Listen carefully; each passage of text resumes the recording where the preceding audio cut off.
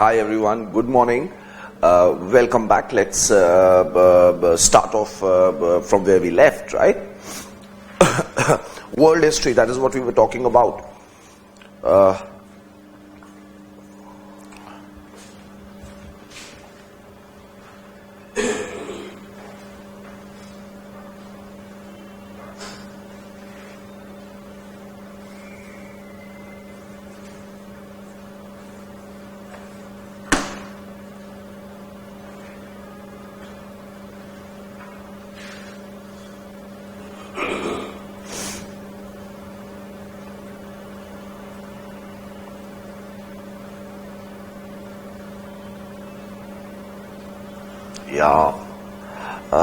Can we make a small box before we begin with our topic? Can we just make a small box here? I wanted to discuss certain aspects here. I wanted to discuss something here. This is not to do with world history, sorry for that. This is more to do with art and culture, right? You remember I told you that I need to discuss with you the 10 Sikh gurus, right? Which one of them established, golden temple, etc. These kind of things. So if you can just make a small box and write down about these 10 Sikh gurus at one place, that would be great. I mean, I would not be discussing all 10, I would be discussing 3 or 4.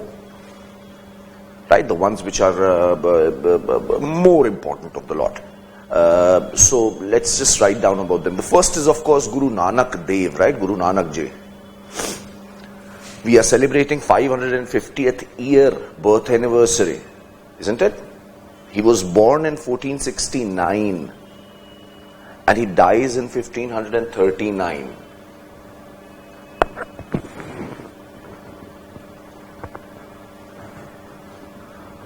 He was born at Talwandi, which is now called as Nankana Sahib.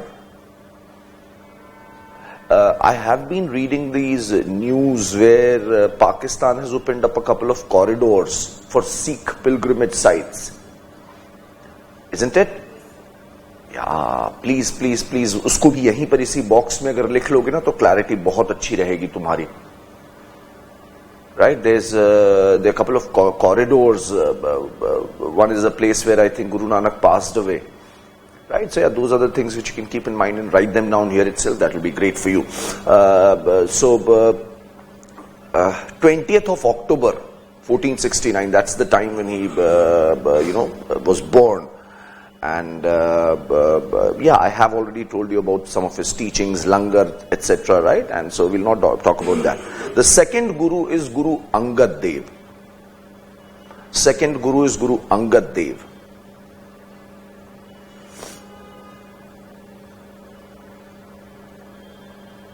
He is known for introducing the Gurumukhi script. He is known for introducing the Gurumukhi script.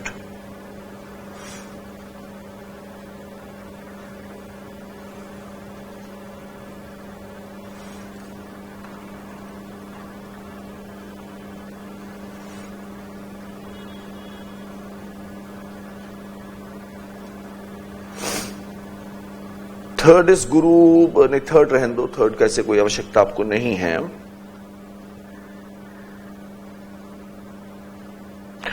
Then we have got the fourth guru. This is Guru Ramdas.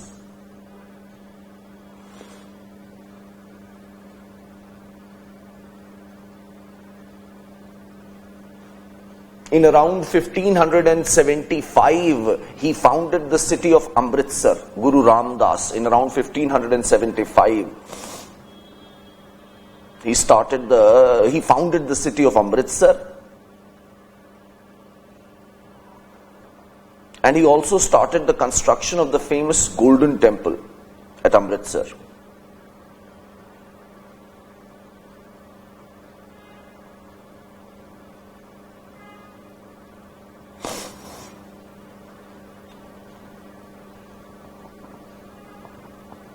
You should probably also keep in mind that the foundation stone or the cornerstone of Golden Temple was placed by the Sufi saint right? It was placed by a Sufi saint known as Mian Mir, a very popular saint of his time. This also shows you the amount of, give and take which happened between Sufism and Bhakti. Sikhism is you can understand it as an extension of Bhakti movement. So Guru Ram Das, important for us, right? Next is Guru Arjan Dev.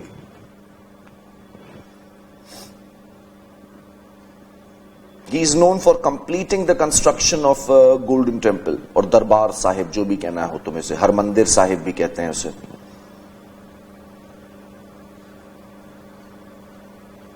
Guru Arjan Dev, he is the 5th Guru. He completed the construction of Golden Temple.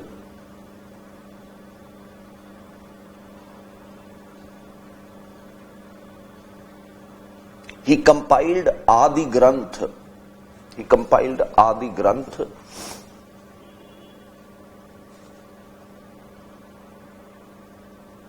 And he also wrote a great devotional poem known as Sukhmani Sahib. Sukhmani, keval Sukhmani likh lo. Sukhmani is a very famous devotional song of Sikh. So this was also written by Guru Arjan Dev. Guru Arjun भी लिखते हैं ने Guru Arjan भी लिखते हैं, both are same. He is also considered to be the first Sikh Guru to be martyred, right? He was actually executed on the orders of Jahangir. 1606.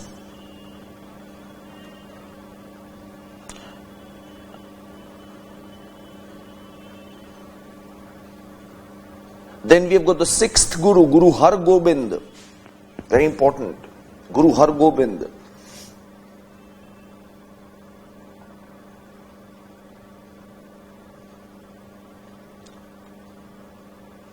He is known as the soldier saint.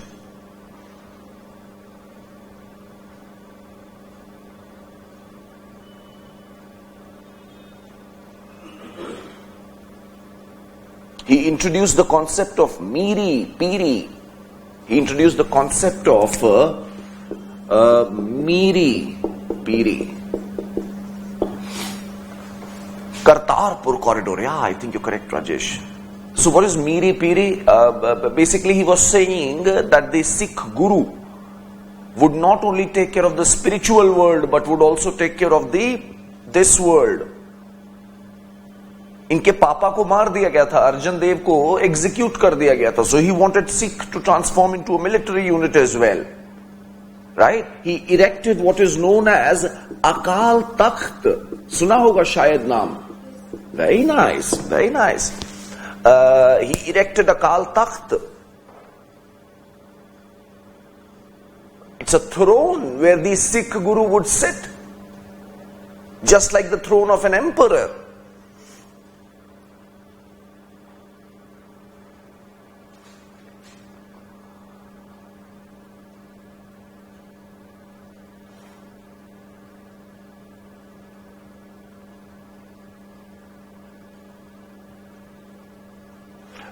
The 9th Guru is Guru Tegh Bahadur.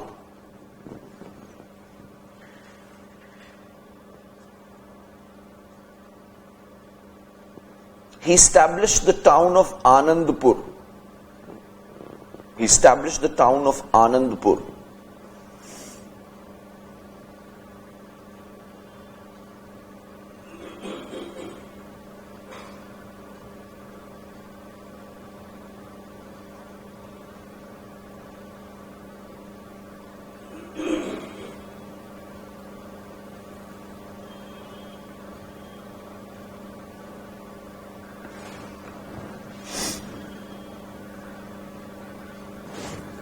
And last is Guru Gobind Singh.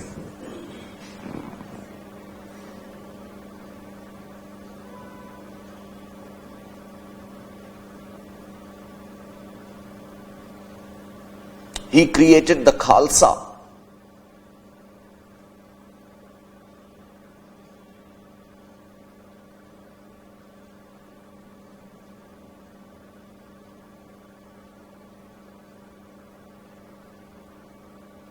and gave the concept of 5K.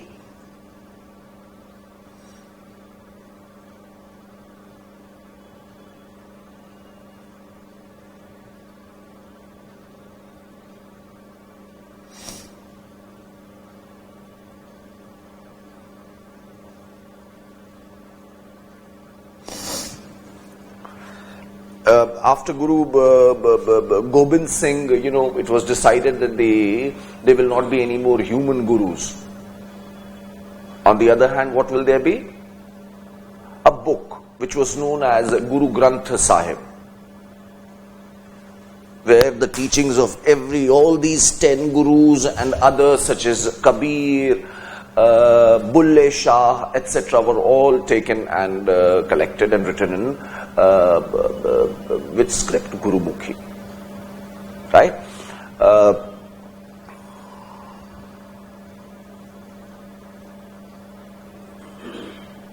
There is a Namdhari sect as well in Sikhism, which is known for Kuka movement. Right? Those Namdhari Sikh believe that Guru Gobind Singh did not die. Instead, other Sikh sect, they believe that Guru Gobind Singh died. They believe that Guru Gobind Singh kept on living and then he identified another of his successors as Guru. So they continue with this tradition of human gurus.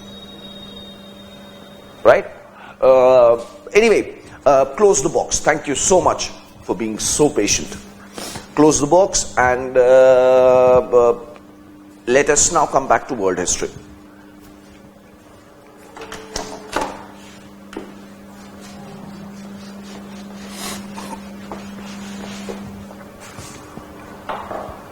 So,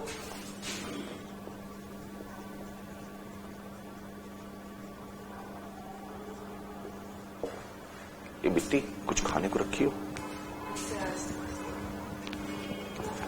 So, world history. We will be, we were talking about, of course, we developed some kind of a base there, and we were also talking about Industrial Revolution, right? I told you how it began in England, okay?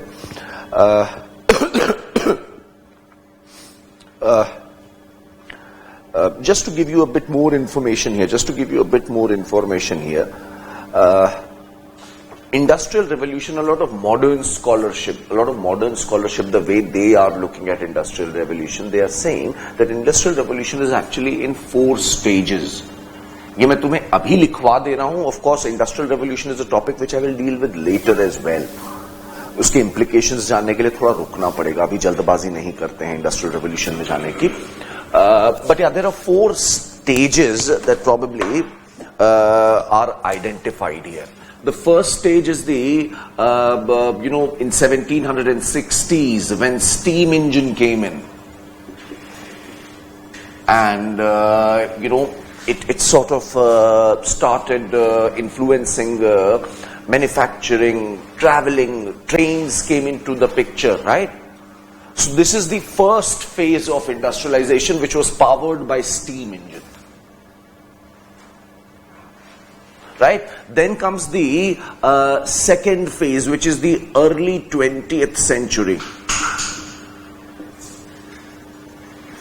This is where your petrol, airplanes,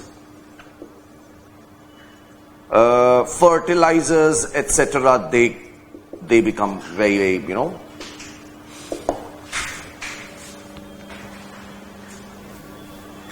important.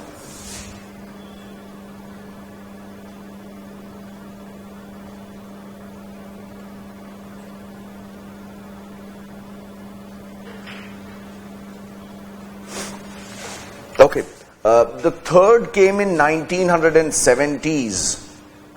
This was the digital age, which was powered by computers. And now we are about to witness, this is 21st century, 2010 onwards maybe. Now we are moving towards the fourth phase of Industrial Revolution, which is being powered by AI, artificial intelligence, cloud computing, etc. So, you can actually understand it in phase-wise manner as well, right? We can actually decide. I found it much more useful, actually, rather than trying to treat Industrial Revolution as one monolithic phenomena. Maybe looking at it in phase-wise makes much more sense for us, right? Anyway, we will come back to this topic as I'm promising you.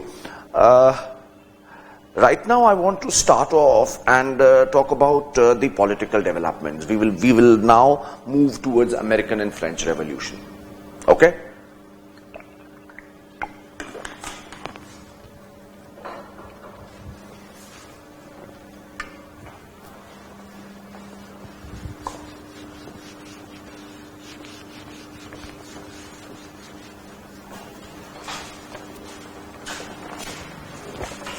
तुम्हारे पास कुछ खाने को है?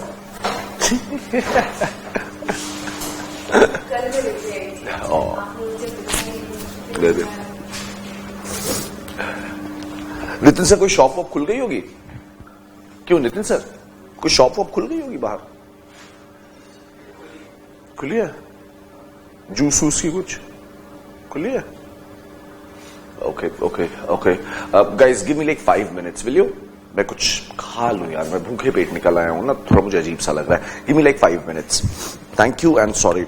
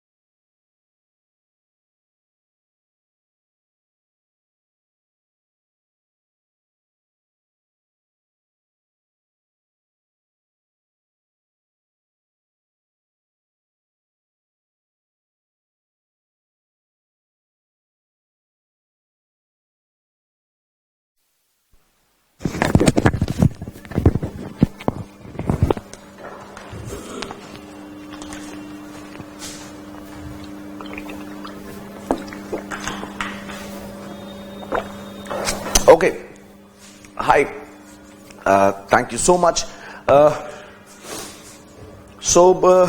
will now start off with the political discussions, right? The political aspects of Europe.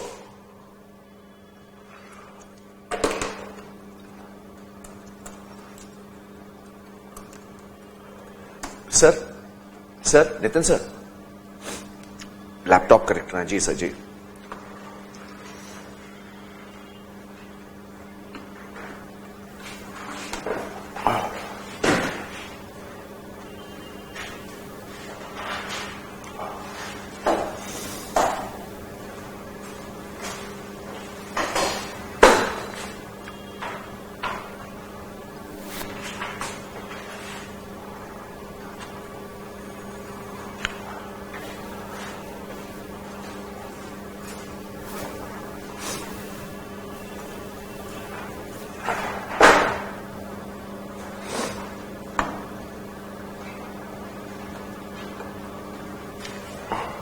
Okay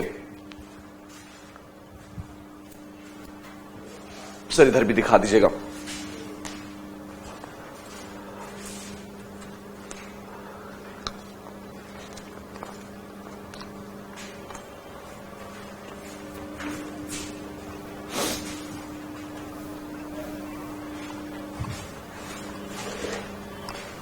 So this is going to be our base map, right? For this time period. Around 1700.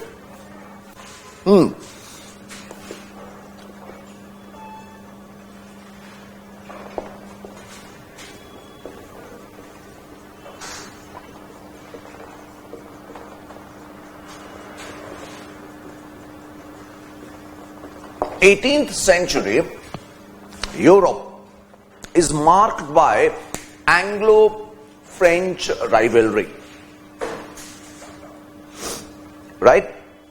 Spain has ceased to be the paramount power.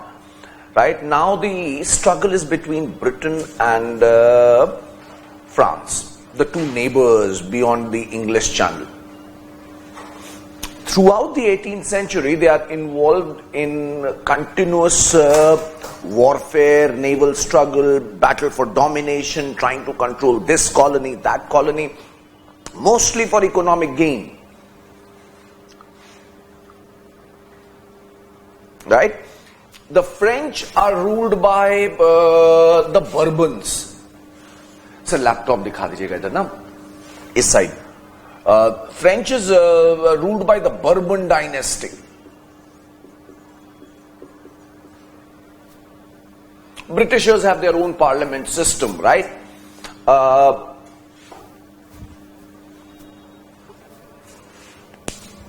Fair enough.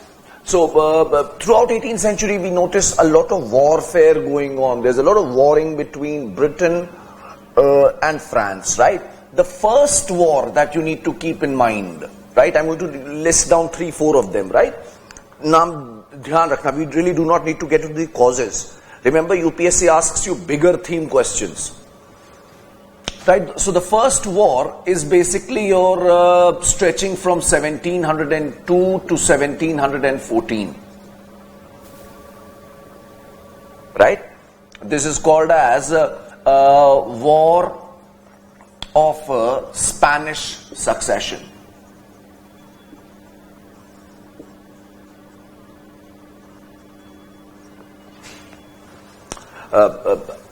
Sir, map, laptop. So if you look at it, देखो, basically, do you notice the Spanish monarchy is pretty huge? Isn't it?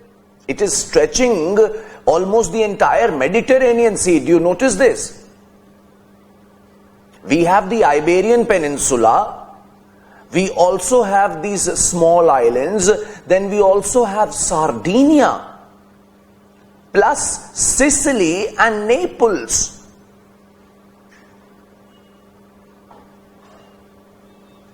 Right? This entire thing is part of the Spanish Empire. Actually, you remember, I may have told you this, that Islam had captured Iberian Peninsula.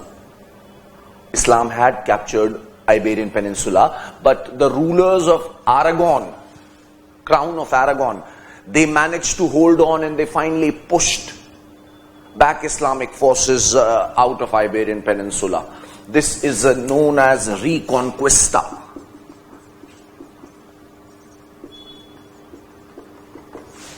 Reconquesta, where they managed to free Iberian Peninsula from rising Islamic power.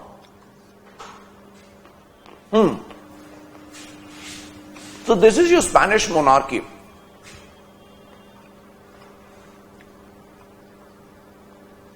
They were quite powerful, but their power was declining. Their power was declining, right? And at this point of time, you need to remember just a couple of things here.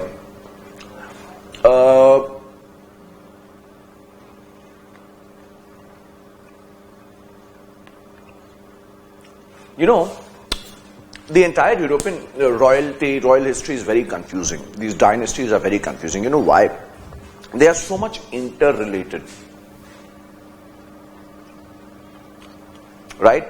किसी की शादी किसी में, किसी royal family की शादी किसी में, and as a result they all had conflicting claims to different thrones. And in such a situation, if somebody died without leaving an heir, that could be problematic. So for example, in this case, Charles V, he was the Spanish emperor. Right? He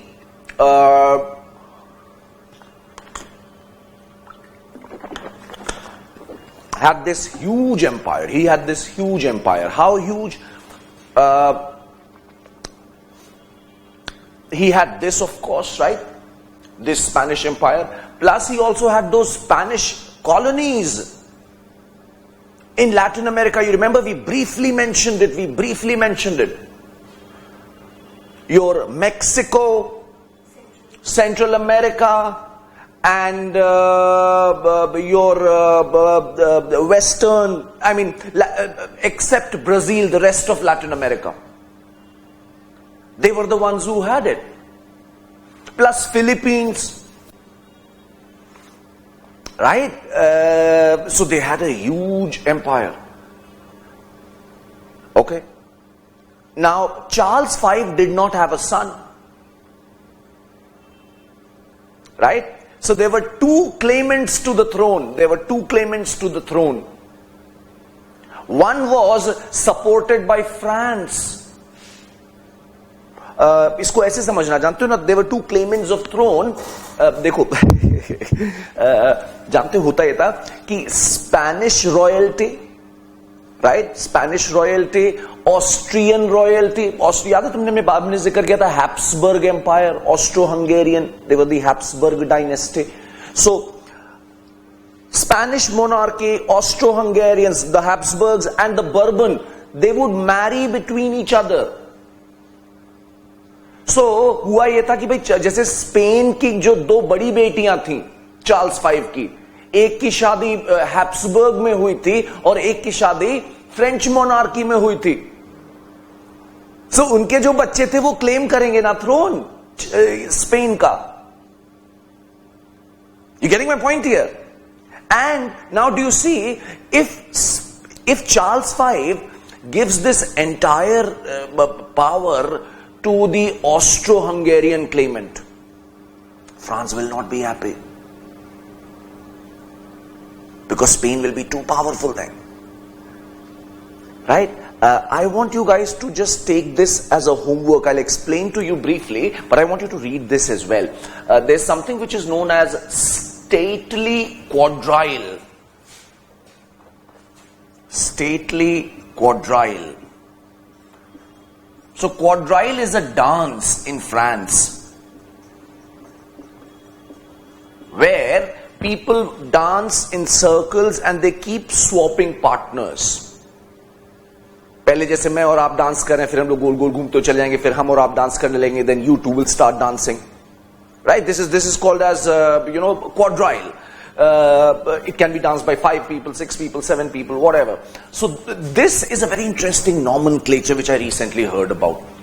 So basically these European powers, they were operating under the principle of checks and balance. They did not want any European power to become too powerful. वो चाहते थे कि सब लोग थोड़ा थोड़ा powerful रहें. They did not want to allow their neighbors to become too powerful. So they would always get into these alliances, right? And they would break these alliances as easily. बात समझ रहे हैं ना आप? जैसे जब आप कमजोर थे तो मैंने आपका साथ दिया. अब मुझे लग रहा है अच्छा तुम ही बहुत तेज हो गए हो तो मैं क्या करूंगा? अब मैं तुम्हारे दुश्मन के पास चला जाऊंगा. इसीलिए इन वॉर में जब तुम देखोगे कि कौन किस साइड है तो तुम्हें कुछ पैटर्न नहीं नजर आएगा. कभी कोई किसी के साइड में खड़ा है, कभी कोई किसी के साइड में खड़ा है, फिर उसी के अगेंस्ट में खड़ा है 4 साल बाद. Right? So we will not go there, it is not required thankfully. Right? हम तुम्हें बस ये समझाना चाह रहे हैं कि वहां का पॉलिटिकल माहौल कैसा था. And this entire thing which was going on, right, it went on till 1760s, 1770, मतलब throughout 18th century ये देखने को हमें मिला है कि जितने भी यूरोपियन बिग पावर्स थे, they kept on changing their alliances depending upon their main intent was not letting any one power become too dominant. Right? They would try and apply some checks and balances. Keep these words in mind, they will keep coming back, they will haunt you, they will haunt you. ये कितना अच्छा कर दिया आपने, क्या बात है. अरे वाह, भूतिया लग रहा है एकदम, नहीं?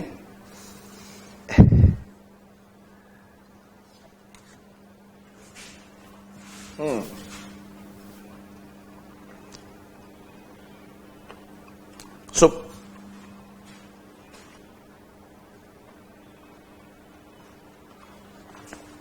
you get the point of this one? Stately quadrille.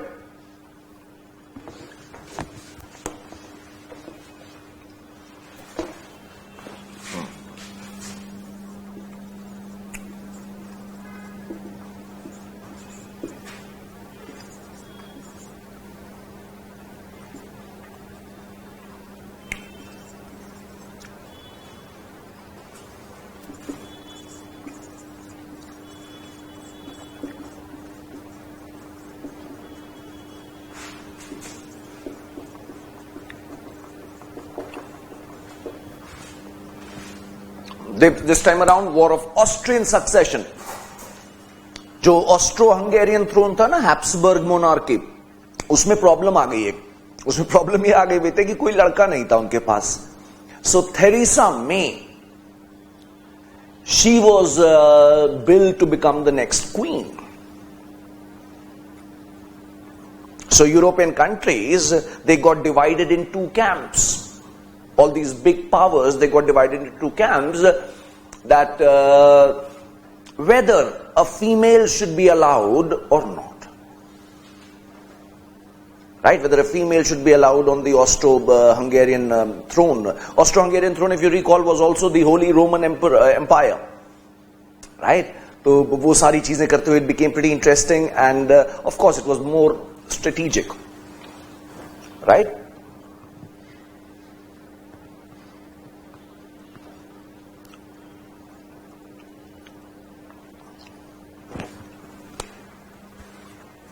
The third war,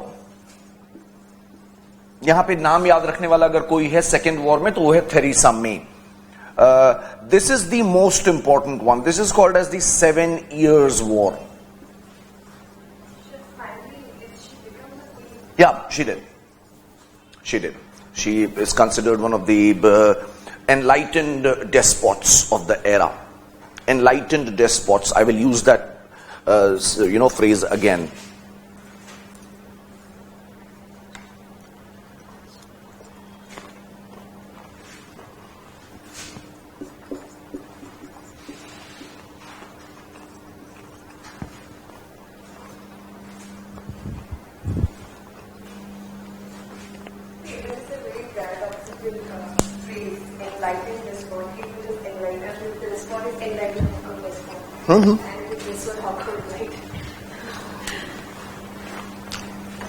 Okay.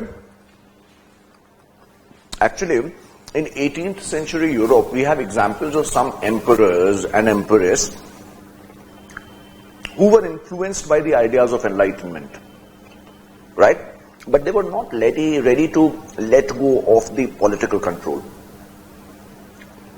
So they believed in something interesting. They said everything for you, but nothing by you. This is democracy, hoti hai na, government by the people. So you think he said everything for you. These guys believed in that everything will be done for the public, but it will not be done for you, by you. We are the best capable people. We will do it. That was their attitude, right?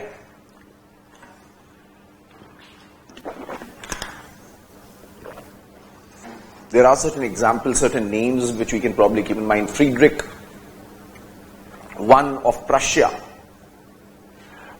Theresa May of Austro-Hungarian, Catherine the Great of Russia, right? These are all considered examples of enlightened despots. They introduced so many reforms, merit-based recruitment, etc. But they did not make any political reforms. They did not, go for a constitution, you think, no. They stayed despotic. So 7 Years' War is considered very important. This is 1746 to 1756 to 1763. This war, now, ये तो तुमने देखा ठीक है war 3 हो रही थी, but the point which I would like to highlight here is that please do not be under the assumption that these wars were being fought only in Europe. These wars were being fought across the globe. Remember, it is modern history. Wherever Britishers and Frenchmen could find each other, they started fighting. For example, during this time, in Indian history, we notice the 3 Carnatic Wars. These were the wars between French East India Company and the British East India Company. Right? The 3 Carnatic Wars were fought between the Second War, between the War of Austrian Succession and 7 Years' War. So basically, first and the third Carnatic War, if you look at it, they were fought along with these. But the second one was fought in this gap period, 54 to 56. It was fought for some local indigenous reasons, right? We will look at it when we are discussing modern history. For the time being, just try and keep this much in mind, right? This war ended with Treaty of Paris, 7 Years' War.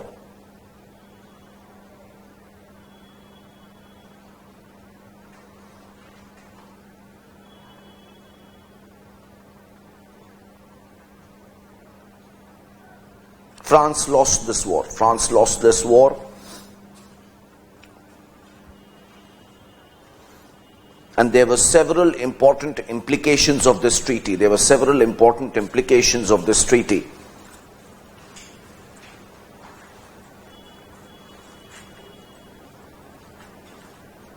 जैसे क्या थी मैं बता रहा हूं, थोड़ा थोड़ा लिख लेंगे.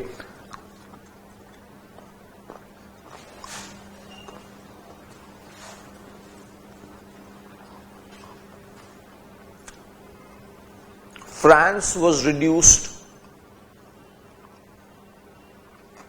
to a commercial entity in India, right? From here on, France ceased to be a danger, or France ceased to be a political player in India. So that's a major thing, right?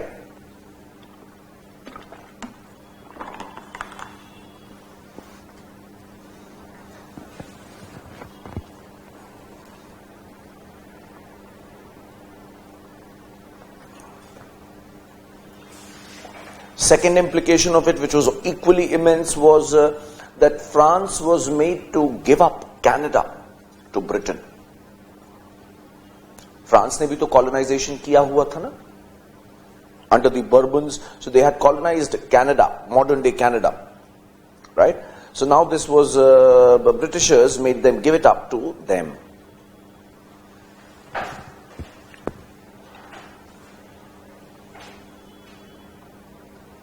Okay, that's all. These are the two implications that I'll ask you to keep in mind, right? Okay. Now let's take this story forward.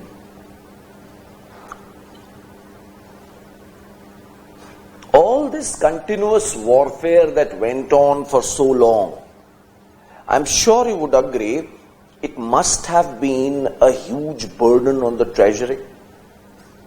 These were like huge naval battles, and they had a huge, they placed a huge burden on treasury, right? This economic crisis will now precipitate into American Revolution and French Revolution. They will be a part of it. You getting my point here? इन लड़ाई झगड़ों की वजह से इन लोग के सारों के जो वो थे ना खजाने खाली हो गए. Britain के भी हो गए, although they won the war, but still they had pumped in so much of money that they were like absolutely gone. And France was on even much more dire stage, right? ये point लिख लेना. अब heading डाल लो American revolution. आओ जरा उसको समझते हैं.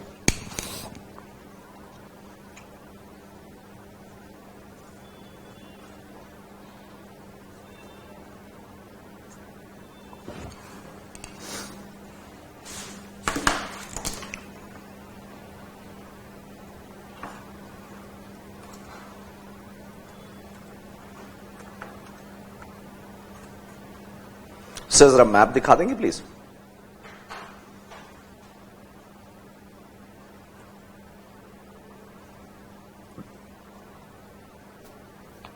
Right, so this is your 13 colonies.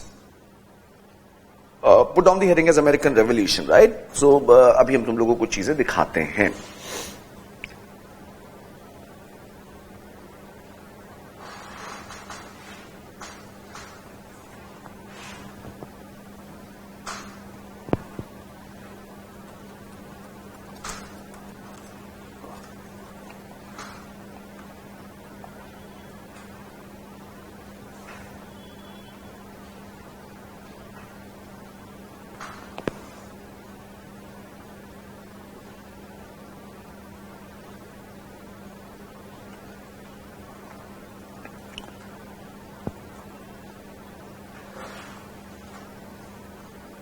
Okay, have a look at this one, right? Have a look at this one. This is your North America. This is North America, right?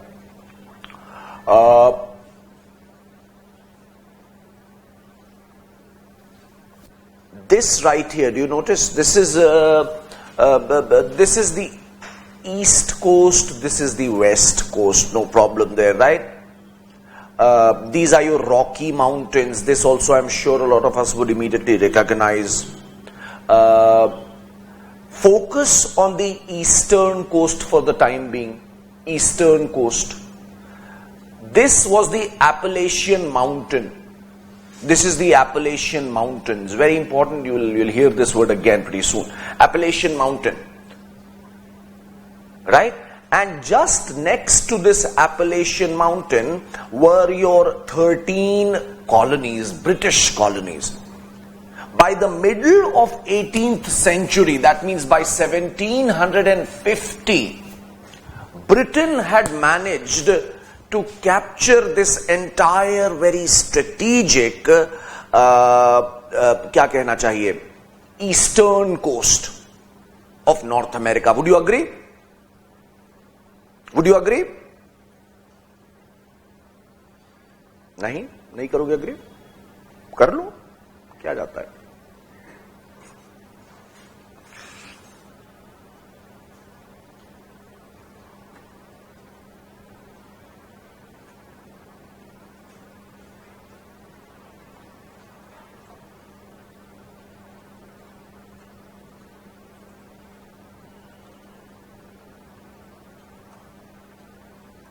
Yeah, so these are your 13 colonies, if you look at it. And just above it, do you also notice Canada? देखो उसके ऊपर Canada है, देख रहे हो? So we have Maine, we have New Hampshire, we have Vermont, we have Massachusetts, we have Connecticut, and we have New York, Pennsylvania, we have Rhode Island, we have New Jersey, Delaware, we have Maryland, Virginia, North Carolina, South Carolina, and Georgia. Right? And notice this, proclamation line of 1763. This is basically, abhi ye sab samajh mein aa jayega tumhe turant. This is your Appalachian Mountain. This is your Appalachian Mountain. I'm sure you did notice Canada as well, right? Canada. I'm telling you that in 1763, Treaty of Paris was signed, and France, which was controlling this entire Canadian region, was forced to give it up to Britain. Okay? And after that I made one more point. What was that? That economically, financially, the two monarchies were weak. I mean, Britain had a parliamentary system, but you get my point, right? They were economically, financially in a soup. Okay? अच्छा. अब जरा समझो कि sir मुझे दिखा दीजिएगा. Now try and understand one more thing here. ये लोग जो अमेरिका में आके बसे थे, who were these people? Who are Americans?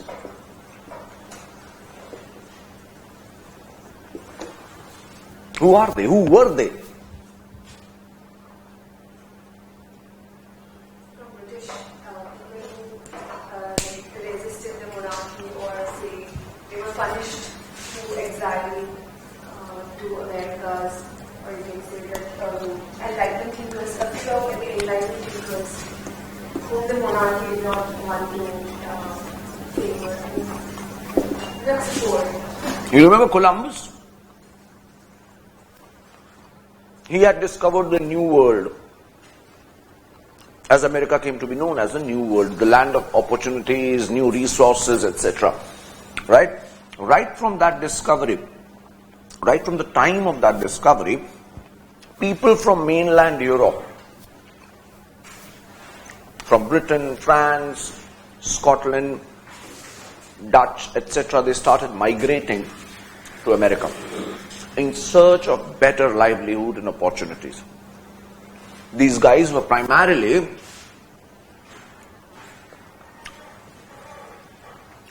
traders, profiteers, as she rightly pointed out, those guys who were being persecuted because of their religious beliefs.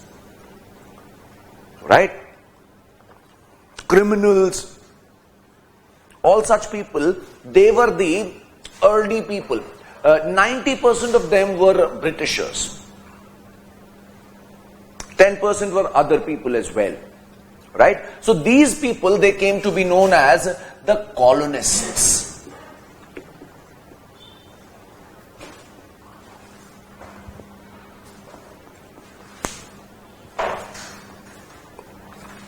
इनको हम बोलेंगे colonists.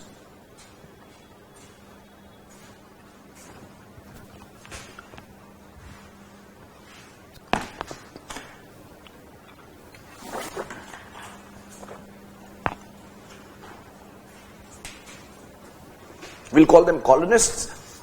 So these are the colonists who came and settled in those 13 colonies. They came and settled down in those 13 colonies. They must have faced resistance from the indigenous people, the natives. Yeah, they must have. Right? They may have, a lot of them were killed. A lot of them were pushed back beyond Appalachians. Right? These are the Red Indians, the natives, yeah. The natives. But अभी natives का असली मारकाट अभी नहीं करेंगे, अभी बाद में करेंगे. अभी थोड़ी देर बाद करेंगे ये लोग. ठीक है? अभी अमेरिकन हिस्ट्री को समझ जाओगे आधे घंटे में. Don't worry, it's very simple. Right? So these 13 colonies are established. You just saw their names, right? These are mostly Britishers who were present here. This is the point which I would like to highlight again and again, right?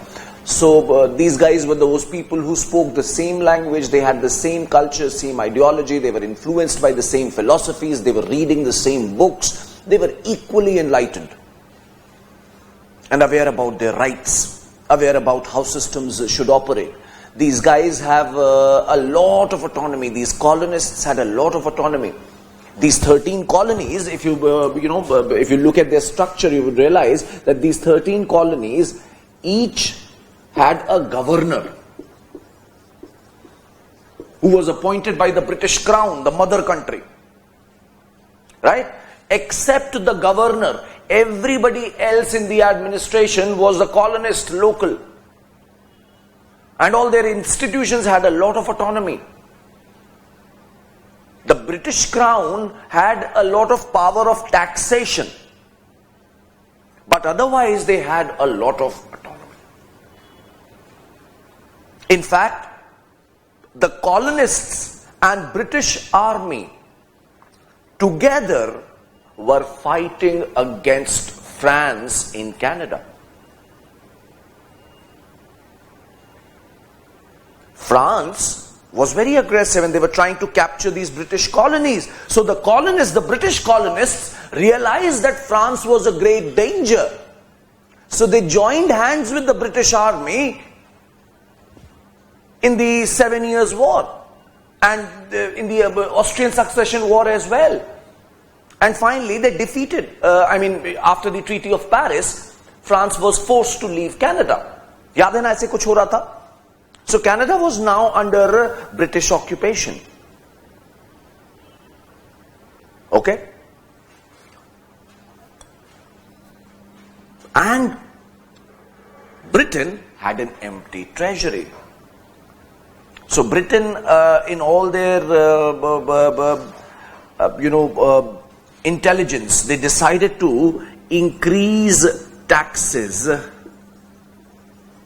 in the 13 colonies. They thought, you know what, why unnecessary trouble our people? Let's tax those buggers. And they increased taxes. They introduced Tax Act, Stamp Act. They also introduced indirect tariffs and duties. They increased all that. And it is these developments which lead to the American Revolution. Americans by now, they are smart, they realize that, they do not need the Britishers anymore. The common enemy, the French, is gone. Isn't it? France was a bigger threat for the colonists, but now once France is gone, they do not need British army. So why would they necessarily give them so much of tax? Right? That is the primary understanding of American Revolution.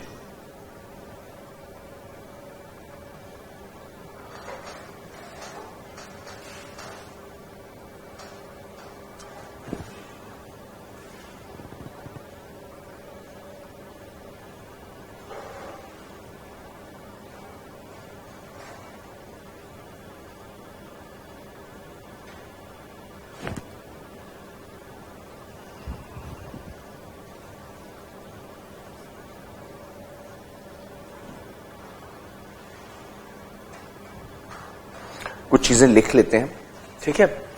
इनके बारे में कुछ facts रहेंगे, ये सब, may be you can write them.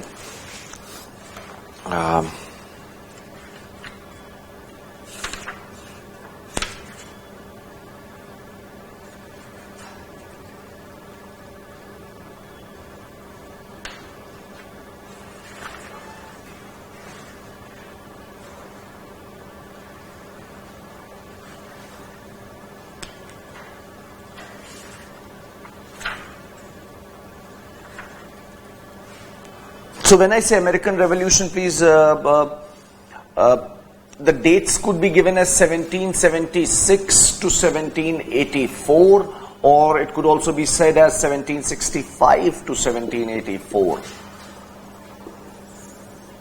Fights, the war actually begins here, right? But the protests begin here.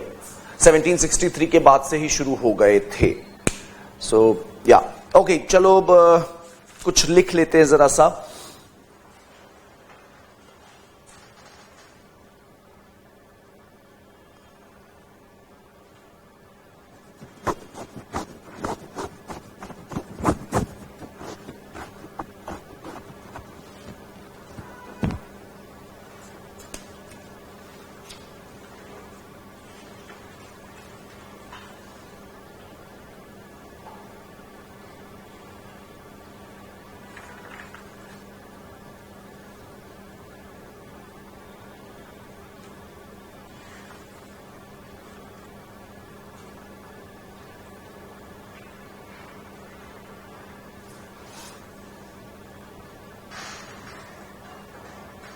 लिखो, ऐसे करके लिखना.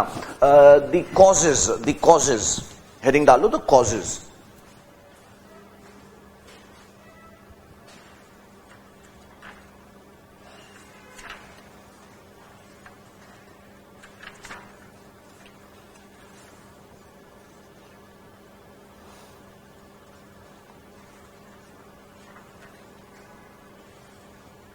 First cause,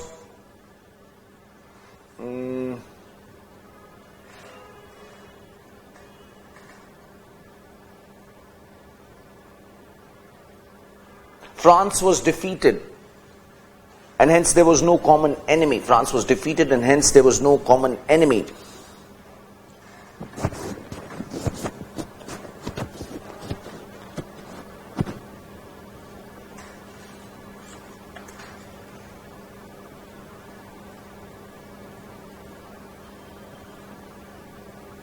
And hence the colonists did not need the British army. As the colonists did not need the British army.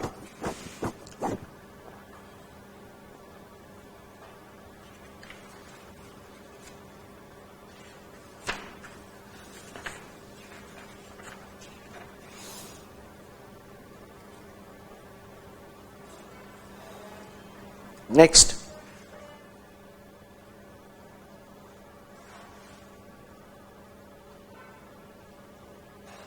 With an empty treasury,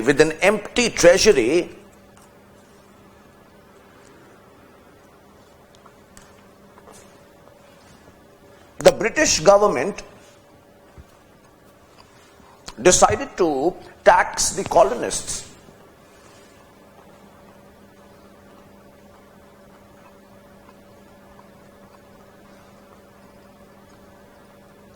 In 1764,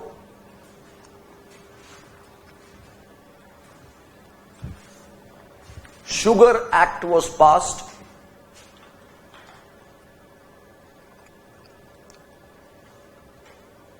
While in 1765,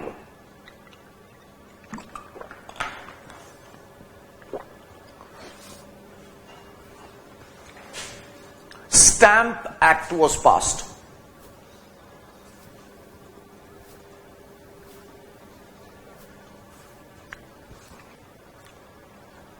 The Stamp Act was particularly hated.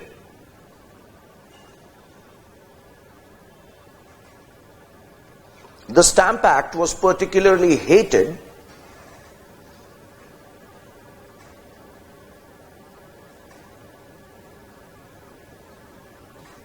You know why? What was Stamp Act? मैं तुम्हें बता देता हूँ. It basically made it compulsory for people, anybody who's entering into a contract will have to put it on the stamp paper of Britain. Right, so this was one very easy way in which they were able to take a lot of wealth out. So a lot of Americans started protesting against it. A lot of colonists protested against it. In fact, some of these protests even became violent. Right? In the same year, 1765, Britain also passed one more act. They in fact extended what is known as Quartering Act. They extended the Quartering Act. What is Quartering Act? Quartering Act was again pretty simple. ये इनका कहना ये था कि भाई देखो, till the time France was there, fighting in Canada, Britain had sent a lot of troops which were posted in these 13 colonies. So according to Quartering Act, the cost of the fooding and lodging of these soldiers would be borne out by the colonists themselves. जो soldiers आपके वहां पे हैं, जो Britain ने भेजे हैं, उनके खाने पीने का, रहने का जो खर्चा होगा वो आप ही उठाएंगे. This was a Quartering Act. Now do you realize, till the time France was a threat, Quartering Act was no problem. People were happy because they realized that they needed British army. But जब एक बार France हार गया, उसके बाद जब Quartering Act को extend किया गया, then people realized the true character of British rule. They realized that they are now going to make us pay for the watchmen which they are keeping on us. Stamp Act लगाया था, violent हुआ था, so now they are placing their soldiers and plus they are extending the Quartering Act. That means they are asking us to pay, for somebody, you get the point, right? You get the argument, right? So ये एक interesting चीज हुई, Stamp Act और Quartering Act 1765.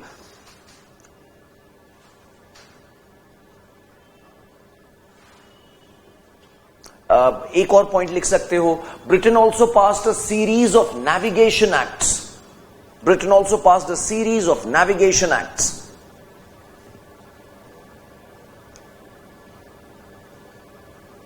Britain also passed a series of navigation acts.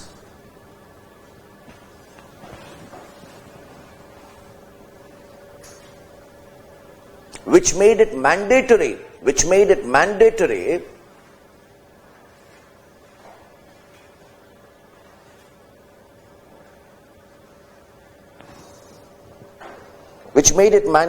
for the colonists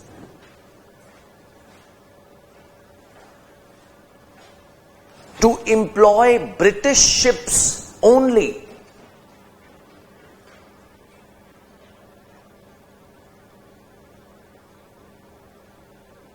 For all import and export. मतलब समझ गए भाई कि आपको केवल ब्रिटिश शिप्स का ही यूज करना है.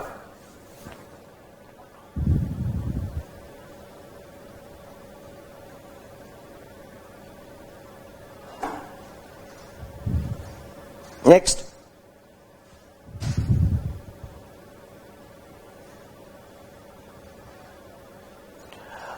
The Britishers also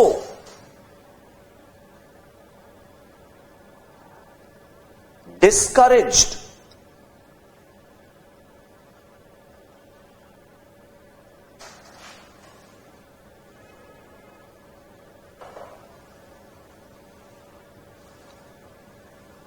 development of key industries. They discouraged development of key industries.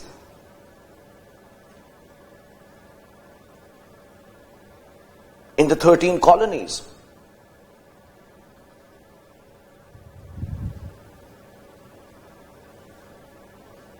देखो समझना बच्चे, Britain is a very small island.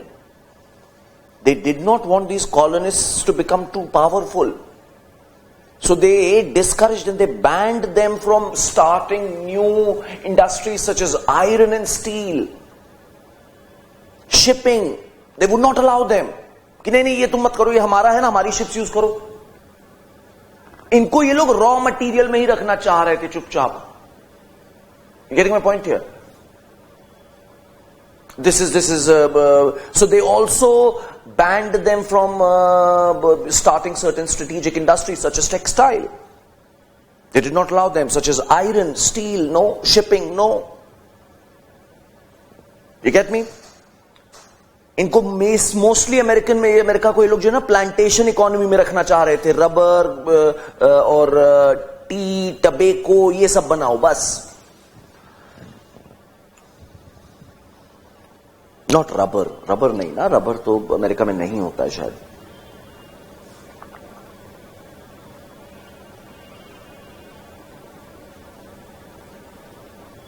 Sugar cane, tea, maize, tobacco, big one. Okay, so all right, अच्छी बात है. आगे देखते हैं.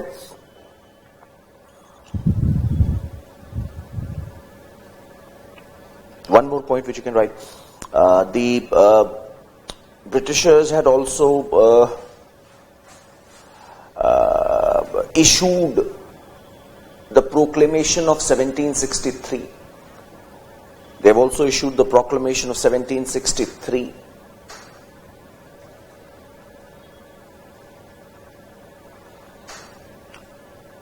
Which basically, you know, इसमें क्या था? इसमें यह था कि आप लोग Appalachian Mountain को क्रॉस करके नहीं जा सकते. You cannot expand westwards in the continent. You have to stay within these 13 colonies. ऐसा नहीं है कि आप जाके आगे और जमीन ले लेंगे. Remember, they do not want these colonists to become too powerful. Otherwise, they will not be able to control them.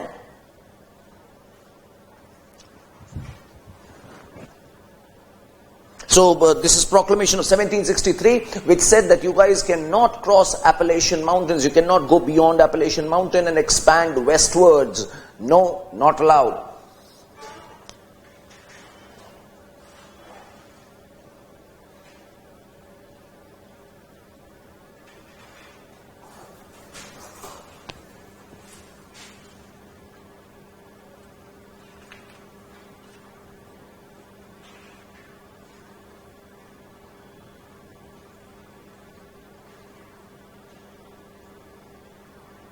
Okay, so all this led to a lot of, what should I say? Discontent. In 1767, a lot of indirect taxes were also put in. Right? A lot of indirect taxes were raised through a series of laws which are called as Townshend laws.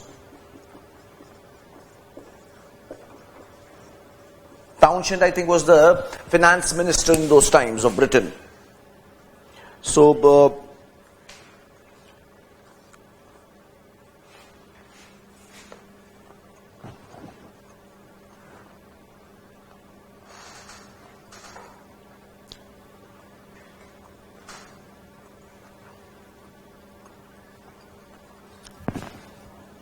people were protesting.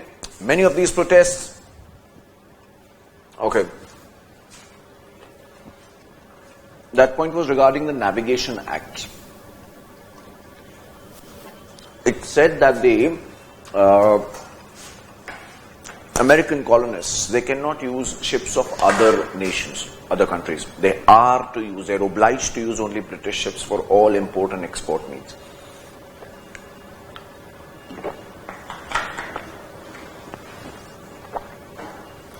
Okay, so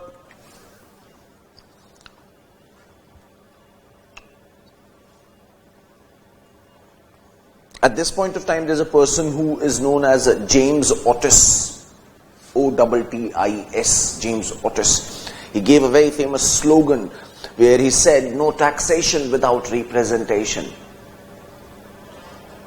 And these colonists, they started sending petition to the king that,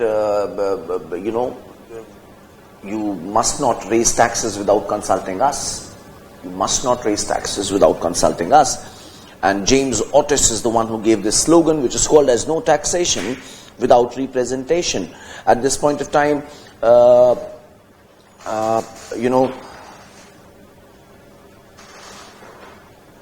because of these all, kinds of protests, finally, in 1772, British government rolled back a lot of these increases, but they still kept on the duty on tea.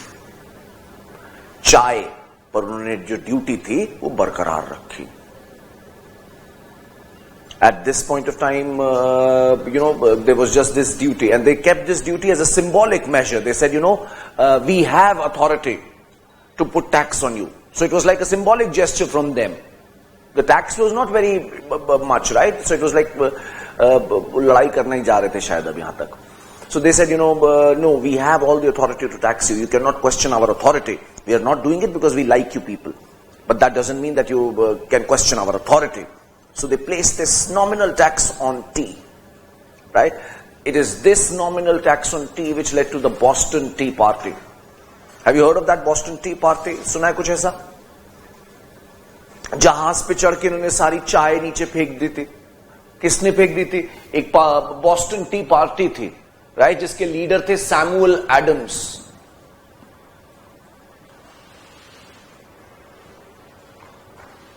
Samuel Adams, right? He was the leader of Boston Tea Party. 1772 में इन्होंने जो है ऐसा काम किया था.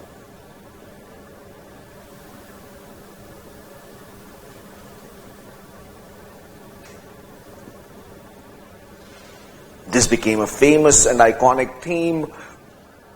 And अच्छा, इसके बाद क्या होता है बच्चे जानते हो?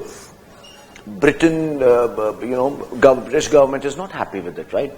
For them, everything was economics. And they did not like it that their stuff was thrown away, right? Simply put, they did not like it the way their stuff was handled. It was thrown away, economic loss. And they did not want to encourage this tendency. They did not want to encourage this tendency. As a result, in 1773, Britishers passed the Intolerable Acts, where they said such acts will be punished. Such acts where you cause economic loss to the empire, they were called as intolerable acts and would be severely punished.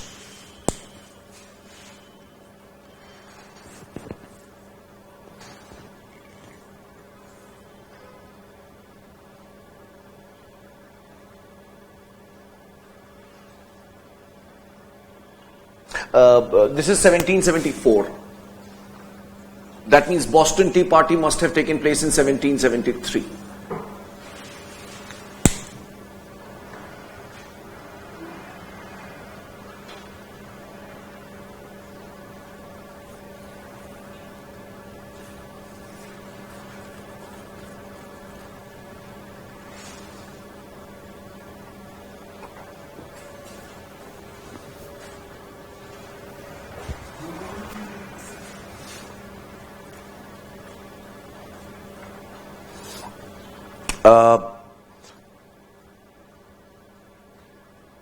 In 1776, we hear of a philosopher called as Thomas Paine.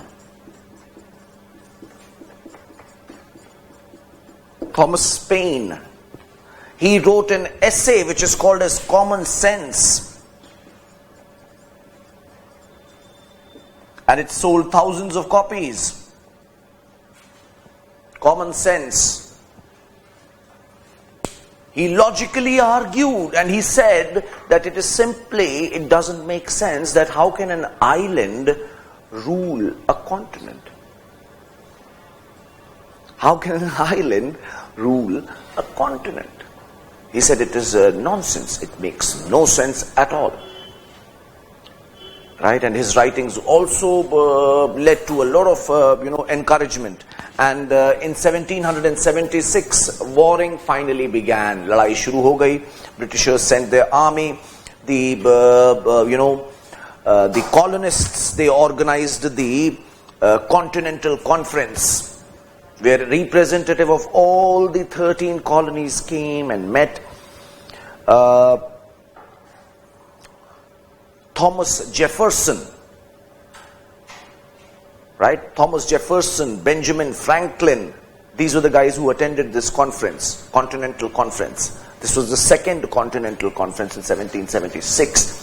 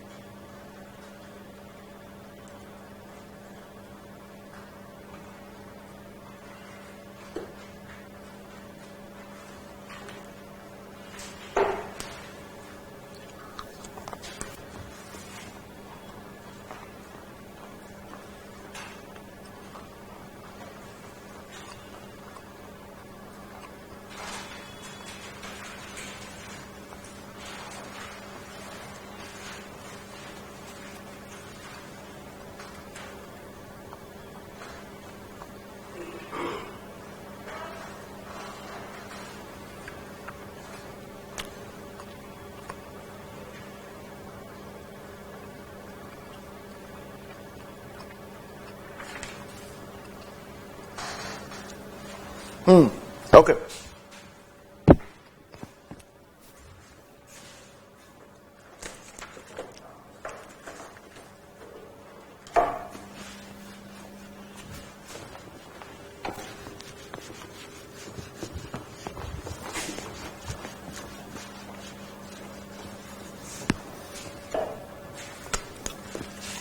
July 4th, 1776. This is the American Independence Day.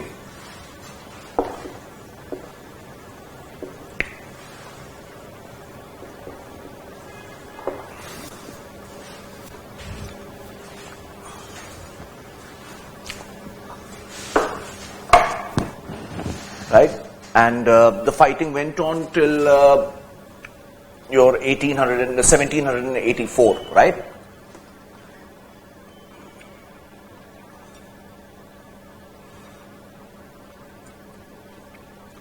Actually, देखो समझना, war ended in 1781 when Britishers surrendered, but the treaty was signed in 1784. This is the treaty which recognized that 13 colonies, all of them are independent. And then these 13 colonies sat down together and established the United States of America. And now they will start expanding westwards. And now they will start killing all those Red Indians.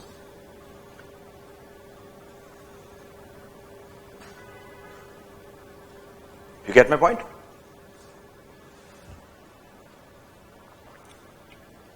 So this is the Treaty of Paris. This is another Treaty of Paris.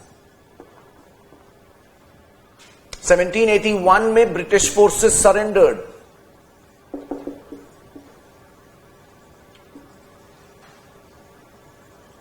And the guy who was the commander of British Army at that point of time was Lord Cornwallis. जो India में आए थे viceroy बन के, governor general बन के Lord Cornwallis आए थे. You'll read about him, right? So remember, he was the person who signed the surrender document here in American War of Independence.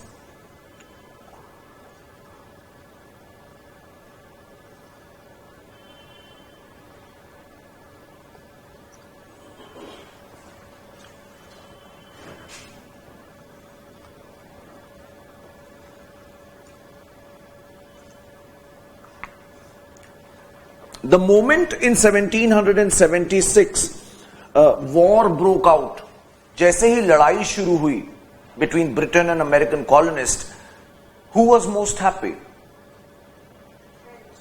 Yeah, France was extremely happy and glad, and they announced that they are going to help Americans realize their dream. Right? And they sent men, boats, resources, everything. But the problem was that their economy was in a bad shape. Wasn't it? Their economy was in a bad shape. How did the Americans trusted them? They were actually fighting against them since a while. And now, just because they are with some other country, how could they trust?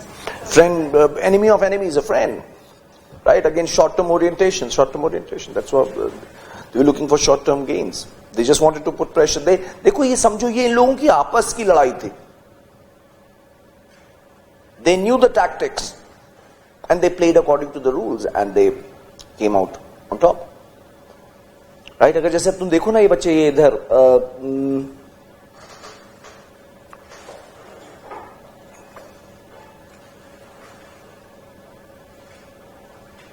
So the point which I was trying to say is that these guys spent so much of money when they were already under financial stress. It is this which leads to the French Revolution. अब ये France जो है ना अपने वहां tax बढ़ाने की कोशिश करेंगे और फिर उनको गद्दी से उतारा जाएगा. Right? American Revolution is better called American War of Independence. उसको अमेरिकन वॉर ऑफ इंडिपेंडेंस कहना चाहिए rather than American revolution. Right? France की जो थी वो थी रेवोल्यूशन.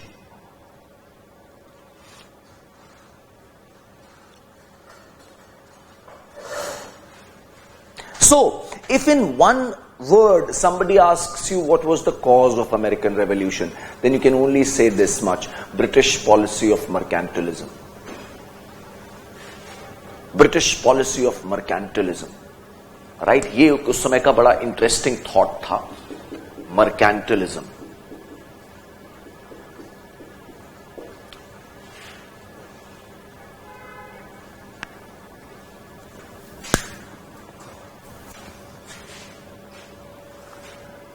क्या कहता है mercantilism? Mercantilism basically believes that the wealth of the world is constant, is fixed, and it is represented by this bullion. Bullion समझते ना, gold and silver. So it is represented by bullion. And they believed that a country will be rich, a kingdom, a country or a nation will be rich if they have more and more of these gold reserves. That was their sole criteria. They believed this is where the wealth is. Mercantilism.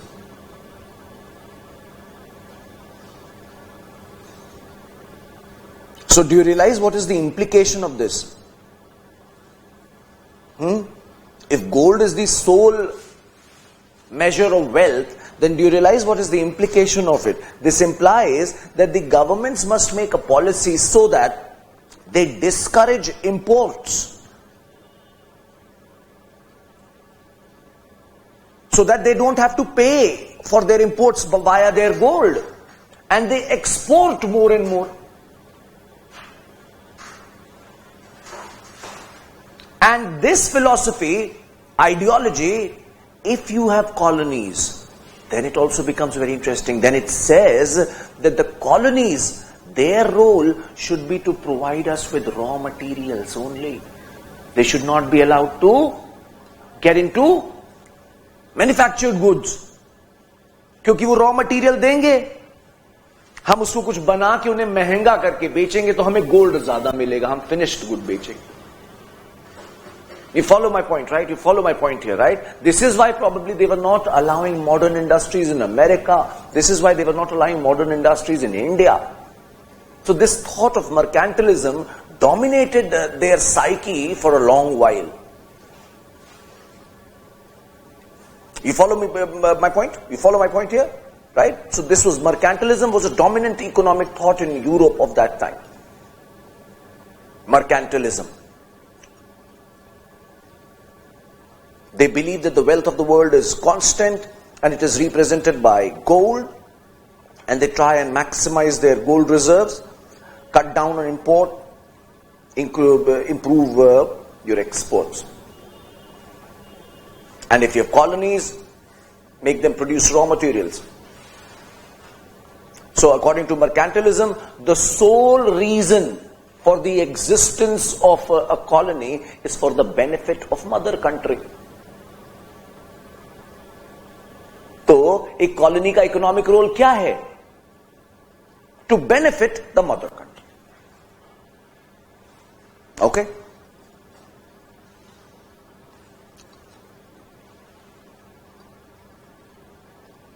इतना ही समझाना है मुझे American revolution में. रुको रुको.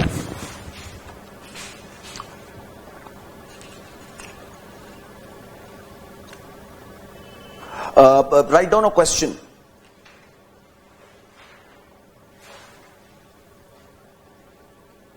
एक तो बहुत simple question है. This I would expect you to crack it, right? Discuss the main and immediate causes responsible for the outbreak of American Revolution. ये तो तुम कर ही लोगे. Straight question है.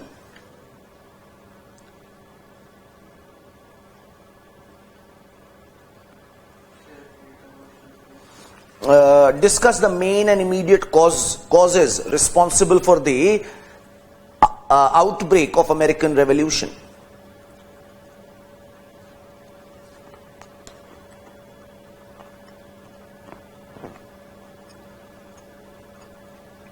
Next, बहुत अच्छा क्वेश्चन है. American Revolution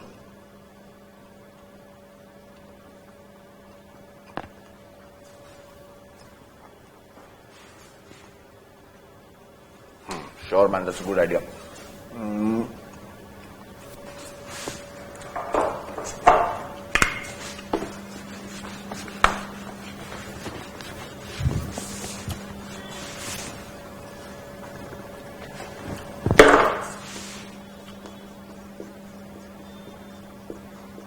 Appalachian Mountains.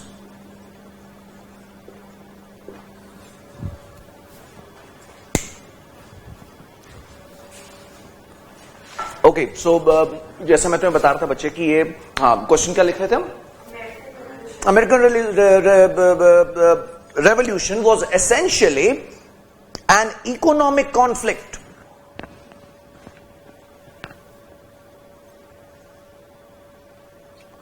between American capitalism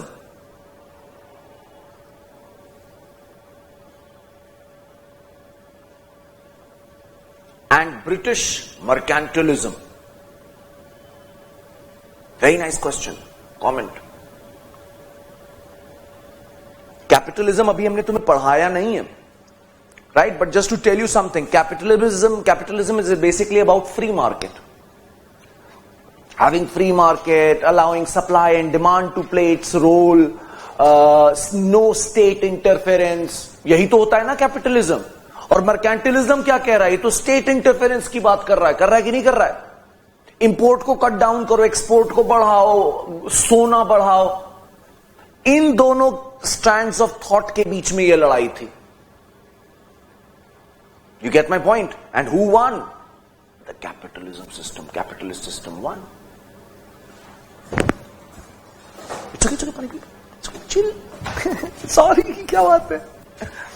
नींद तो सबको आती है.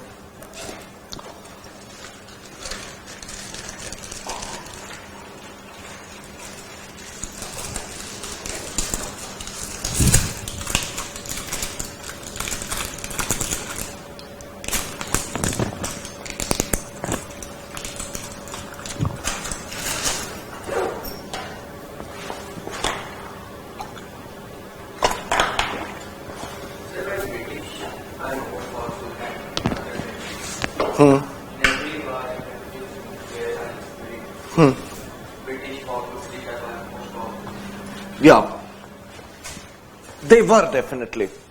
They were, yeah. In the world, most of the countries British, in our history. Let's try and see. I'm sure by the time we are done, you will have some idea.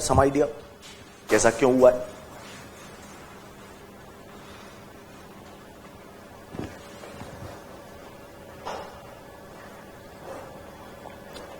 Okay, सो आगे बढ़ाते हैं बात को. एक question मैंने तुम्हें दो बताए ना.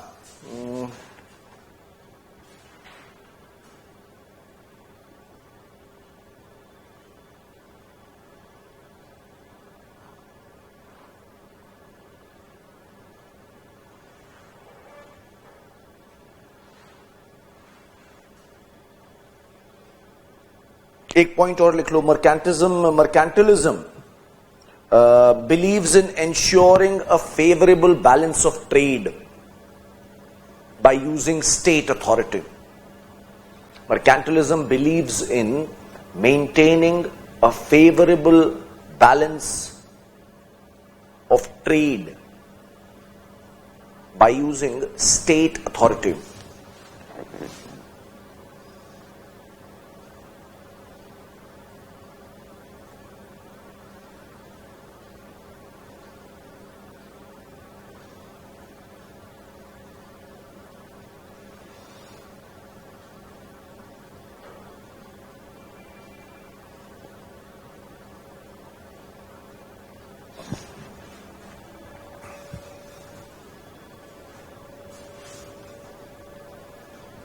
Okay, put down a small subheading. Significance of American Revolution. Significance of American Revolution.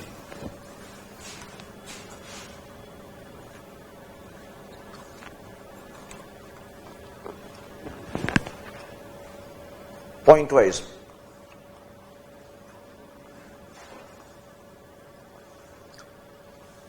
It established first modern democracy.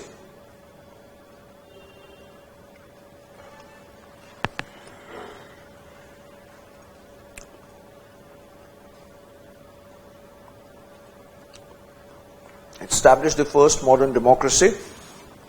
Full stop. आगे लिखो इसी में. ये मतलब ये मैं बता रहा हूं, इसको लिख लेना जैसे मन करे, right? This democracy was in paper only. You get my point here, right?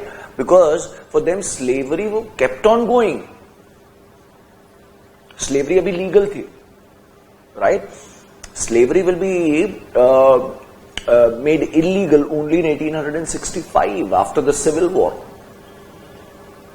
America will face a civil war abhi in a short while. You get me?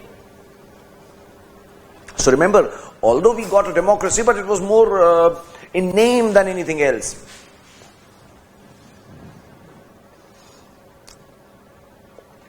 Second, American Revolution is considered as the first example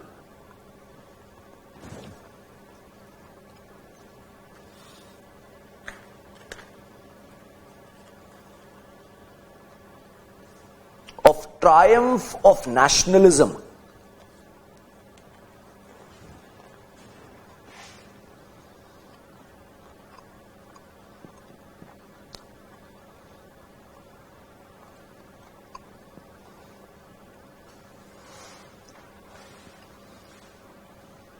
Next, the American Revolution gave the world the first written constitution. First written constitution and the first modern republic state.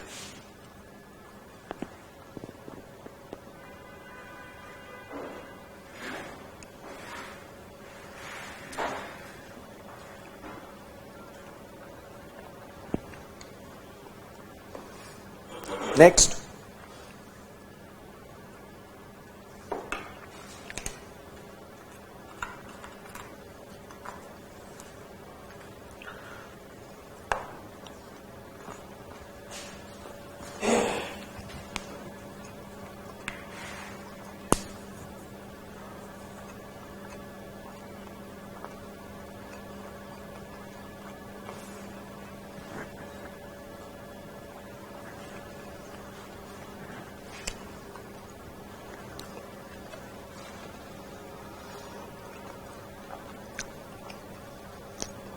success of American Revolution propagated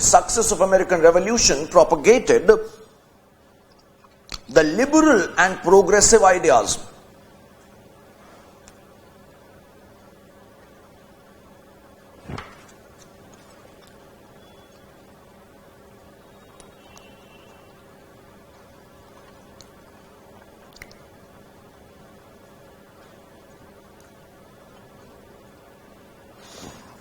Next, American Revolution triggered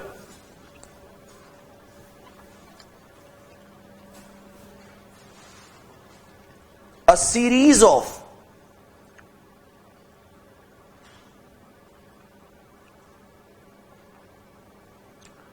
transatlantic revolutions.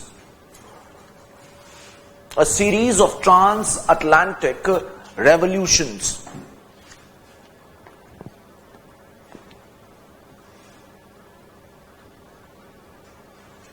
आगे लिखना इसी में.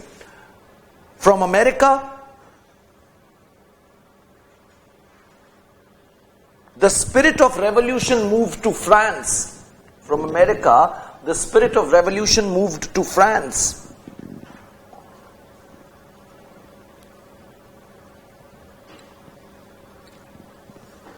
From there to Irish Revolution.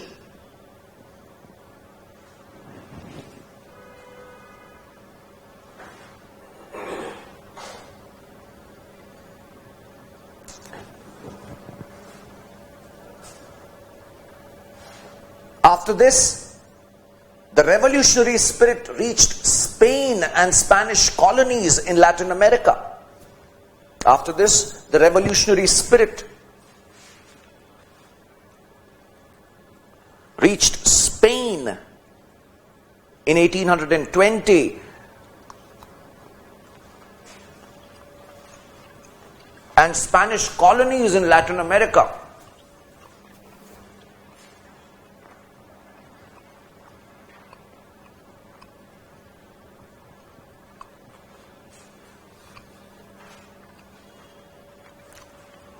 The European revolts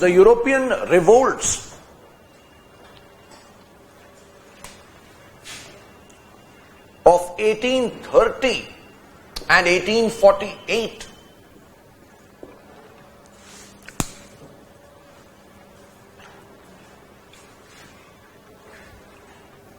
were also events in the same series.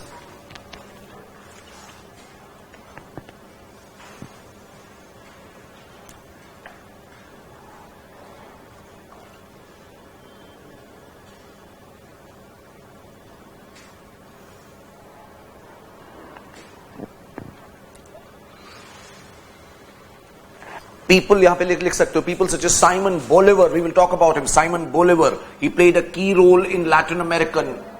सुना इनका नाम कभी? Simon Bolivar. Delhi में इनके नाम पे एक रोड है, Simon Bolivar मार्ग. So he played a key role in the independence of Latin America. We'll briefly mention him as well. We'll briefly talk about him as well. जितना मुझे जहां जहां समझ में आ रहा है ना बच्चे, मैं भी डालता जाऊंगा, समझाने की कोशिश करता रहूंगा तुम लोगों को.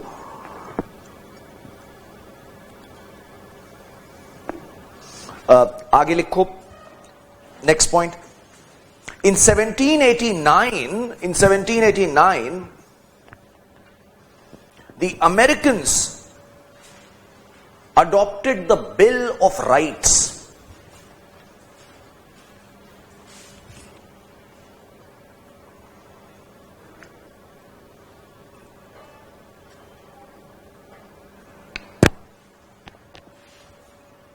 This was the first document of its kind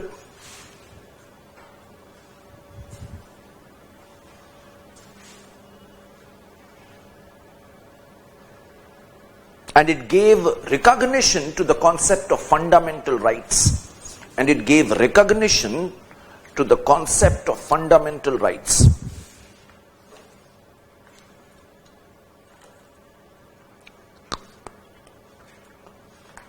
bracket में कहीं लिख लेना, bill of rights was inspired by the natural rights theory of John Locke. You remember right to life, liberty and property. या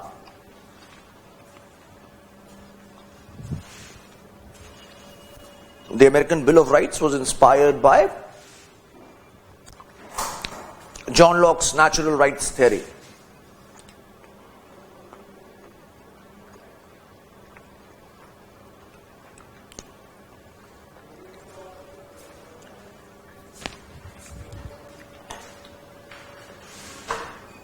No, बेटे ना.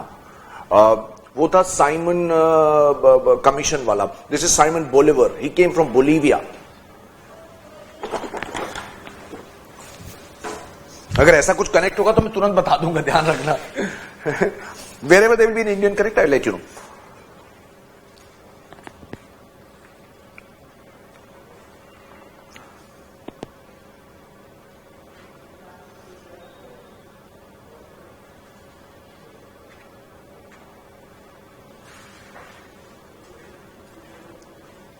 Next, American Revolution became a symbol of decolonization.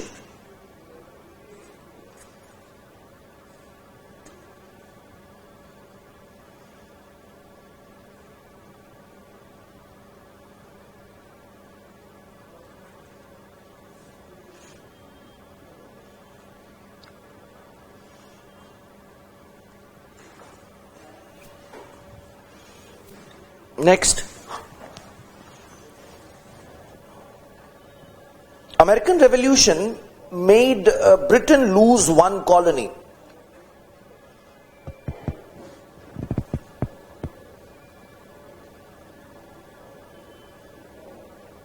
but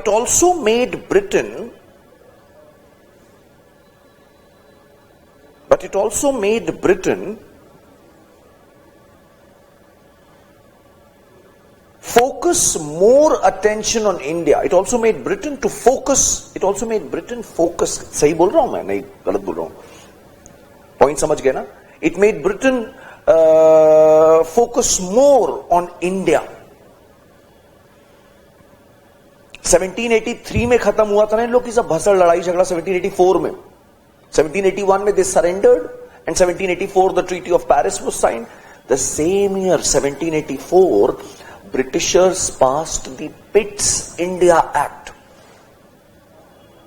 Same year, to get a higher degree of control on Indian colony. They did not want to repeat the mistake which they've done in America. So they had lost America, so they now started focusing much more on India. So this is also one implication, isn't it? This is also one implication which you should keep in your head. अच्छा पढ़ रहे हो तुम लोग, मुझे ऐसा लग रहा है कि तुम लोग अच्छा पढ़ रहे हो और जल्दी से चल जाना चाहिए हम लोगों का काम यहां पर.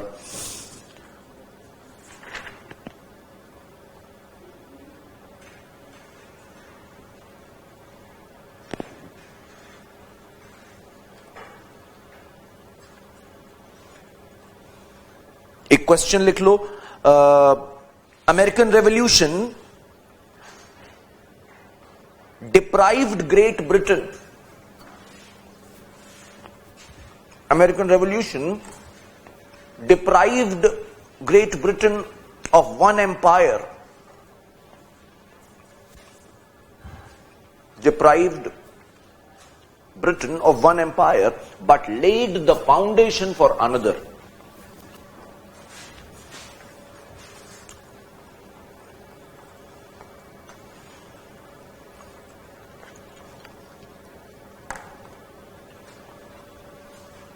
Fair enough?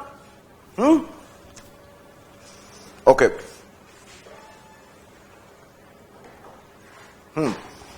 Next subheading. Criticism. Yeah, limitation, whatever you want to call it.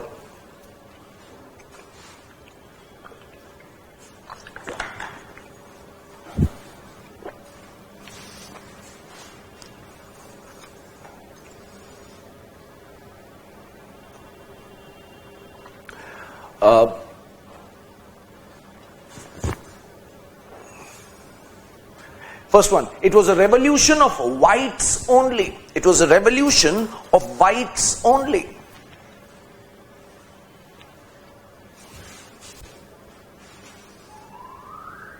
The blacks gained nothing from it.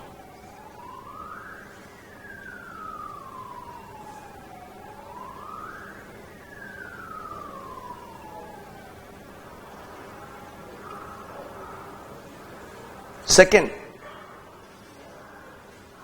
the leaders of American Revolution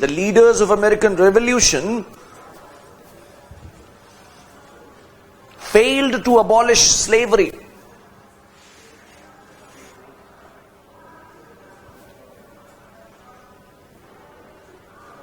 The Constitution used the term non-free men. So they tried, do you see, they're trying to hogwash. Slave नहीं use करना चाह रहे क्योंकि भाई वो बड़ी बड़ी बातें कर रहे हैं, right to life, liberty, property, भगवान ने हमें बनाया है. And now they don't want to talk about slaves because you know hypocrisy लिख के कैसे दिखाएं. So they would refer to them as non free man.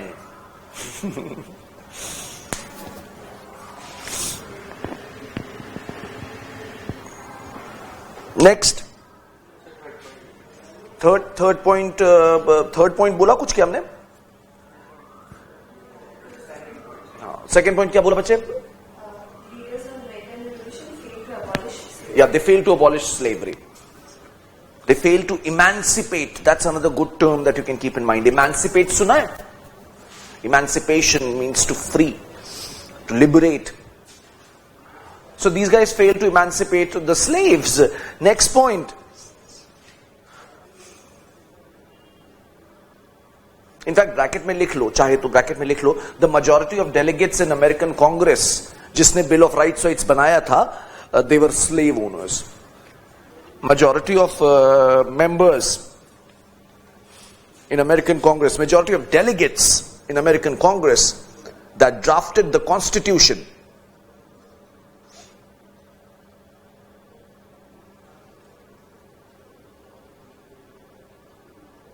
were slave owners. Next, gender equality was ignored. Women were not given the right to vote.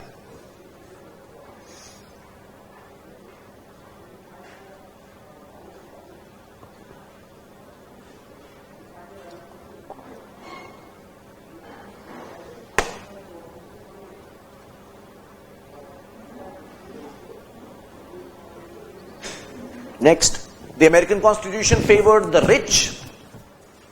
The American Constitution favored the rich.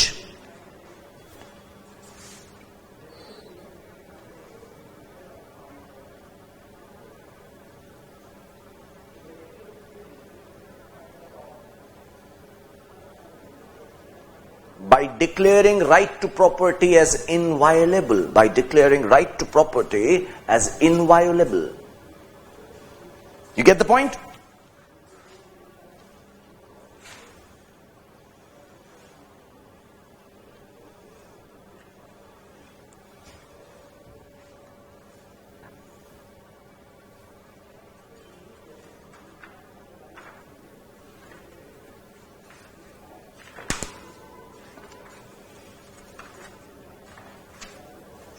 So आज we will probably carry on with American history. I'll talk about American Constitution in some detail, and I would also discuss about American Civil War. तो इसको यहाँ पे पूरी history खत्म ही कर देते हैं एक बार में, फिर इसके बाद फ्रेंच पे आएंगे, चलेगा? तो वापस फिर इस पे आएंगे क्रोनोलॉजिकली तो दिक्कत होती है, फिर सब याद करना पड़ता है सबको.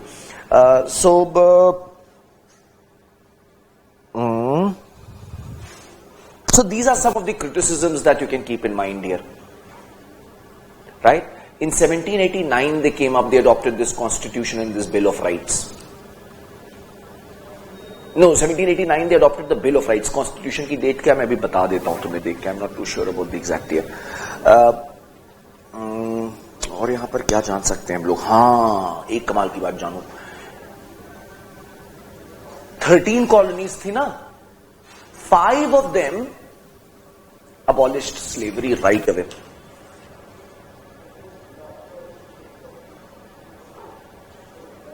Why? अच्छे लोग रहते थे वहां पे. ये एक डिस्टिंक्शन है जो मैं भी तुम्हें बता रहा हूं, ध्यान रखना. American colonies and so basically what happened is, जो नॉर्दर्न कॉलोनीज थी अमेरिका की, their economy was starkly different from the southern colonies. The southern colonies were plantation based, which were dependent upon slaves. They wanted to expand slavery as they were crossing. अभी तो वो लोग Appalachian Mountain cross कर सकते हैं ना भाई. अभी तो proclamation of 1763 कोई नहीं मानने वाला. So they started expanding and killing everybody whom they encountered and expanding. अब दिक्कत ये आ जाती है, कंट्रोवर्सी, कॉन्फ्लिक्ट यहां पर आया कि the southern states where plantation based economy was present and slaves were operating, they wanted to expand slavery in those regions, while the northern states which were not dependent upon plantation, they were more dependent upon industries. So they believed in free labor. उनको slavery काम की चीज नहीं है, उनके लिए free labour, movable labour, veg labour वो काम की चीज है. They were against slavery. They did not want slavery to expand. So at times they tried to negotiate a lot. बहुत सारे negotiations हुए पहले, है ना. उसमें इस तरह के negotiations पढ़ोगे तो सुन के हंसोगे कि साले पागल थे क्या है लोग. जानते हो negotiations कैसे? कि भाई blacks would be given 1/3 right of a vote. मतलब उनके वोट को 1/3 गिना जाएगा. Right, so they came up with all kinds of these things, and finally, जैसे जैसे इनका expansion बढ़ता जा रहा था बच्चे, conflict बढ़ता जा रहा था कि भाई slavery को हम abolish करें कि carry on करें. Finally, in 1861, Abraham Lincoln comes to the scene. Right, and many of these southern states, they decide to secede. They say, you know what, we are going to create our own confederation. We do not want to be a part of USA anymore. USA का जो original constitution था ना बेटे, सुन लो अभी लिखवा देंगे, chill. Right, USA का जो original constitution था ना, it did not allow, sorry, I'm so sorry. The original constitution of USA allowed states to secede. That means if they do not want to be a part of USA, they can leave. So some of these southern states, 5 or 6 of them, they said, you know what, we're done. And we want a new country. So Abraham Lincoln said, all right, so let's have a war. There was a civil war which went on for 4 years, which the Unionists won. Unionists were those who wanted to keep the Union intact. Right? And the Confederates were defeated, and the Constitution was amended. And it was declared that slavery is illegal now in America. Plus, it was also declared that states will not be allowed to secede. Secede समझते हो ना बच्चे? समझते हो secede? SECEDE, अलग होना. मतलब state country से अलग नहीं हो सकते. Right? जैसे इंडिया में भी कुछ ऐसा ही है शायद. Right? We are also a union. So, this is why their entire, civil war happens. समझ में अगर आ गई है तो कुछ लिख लें, pointers जैसे लिख रहे हैं, है ना?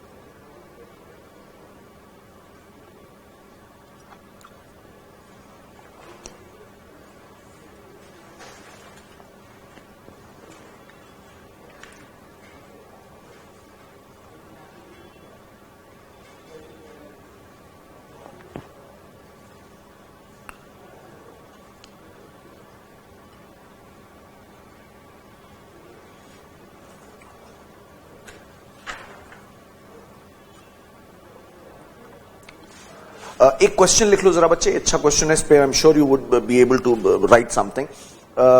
The surrender of British forces in 1781, the surrender of British forces in 1781 was more of a French victory than an American victory.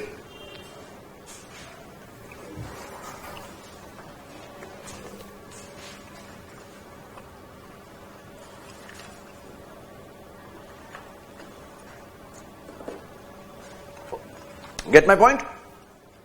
It was the Frenchmen. You know what? French people, they invested 5 million livres. Livre was their currency back then. It will be later abolished. So 5 million livres were spent by the French monarchy, the Bourbons. Right? उस समय बेटे ये थे king. इन्हीं को मारा जाएगा, अभी देखना यही आखिरी किंग होंगे फ्रांस के, इन्हीं को मारा जाएगा पटक के. 16, Louis 16 of the Bourbon dynasty. एक सब हेडिंग डाल लो जरा सी छोटी सी, अमेरिकन कॉन्स्टिट्यूशन. ये क्वेश्चन टैकल कर सकते हो ना थोड़ा सा? It was the Frenchmen who trained Americans, right? So they invested a lot of money, men, and of course, they were very happy when Britishers were finally, defeated. So, American Constitution, we'll just write down a few points here.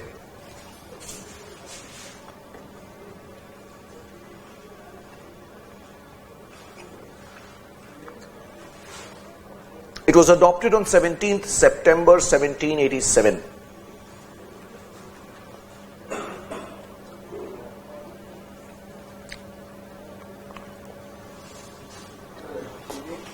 Huh? 17th September 1787.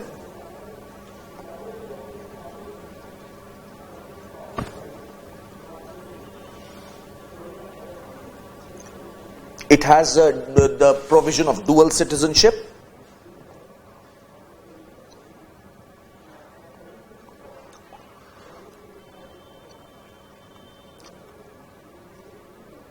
Independent judiciary.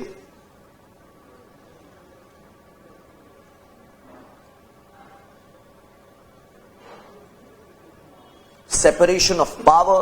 ये Montesquieu वाला जो principal था.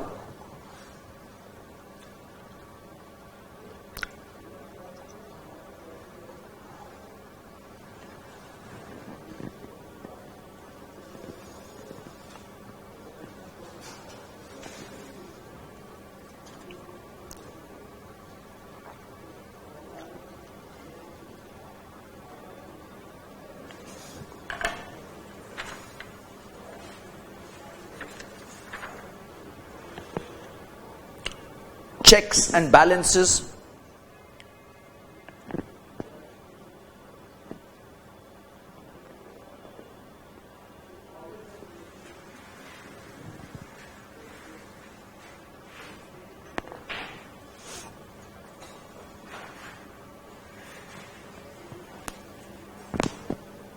एक छोटा सा paragraph लिखो.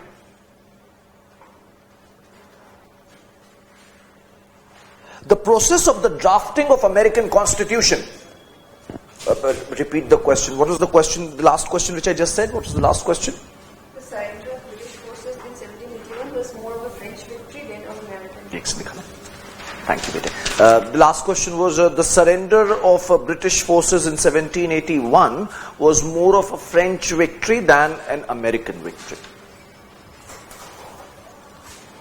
Okay, so अभी मैं तुम्हें क्या लिखवा रहा था? मैं लिखवा रहा था बच्चे, the process क्या लिखा? The process of drafting the American Constitution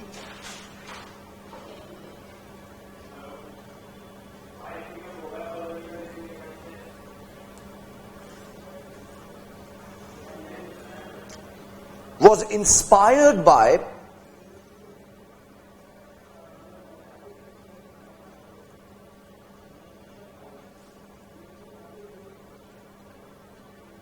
socio-cultural and economic outlook of Americans, by the socio-culture and economic outlook of Americans,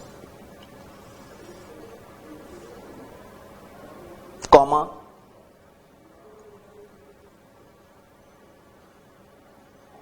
ideas of enlightenment,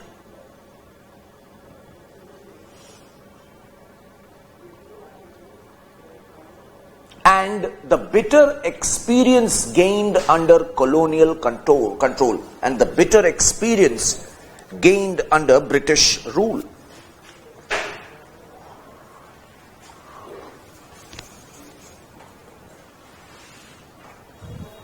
Change the paragraph. American society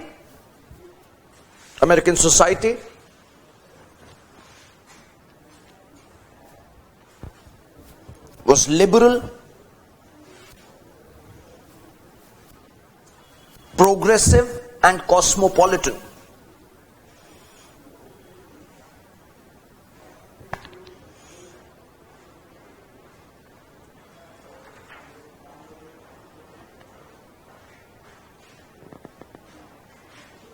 And individualistic, ये भी लिख लो, and individualistic. All these ideas can be seen in the Constitution. All these ideas can be noticed in the American Constitution.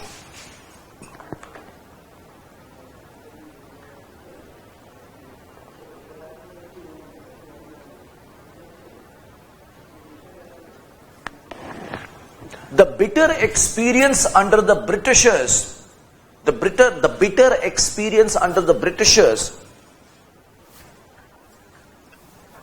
made them choose a republic model of government.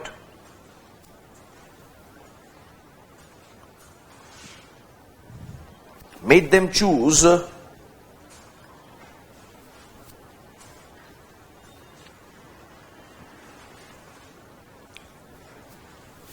the क्या लिखा? Republic model of government.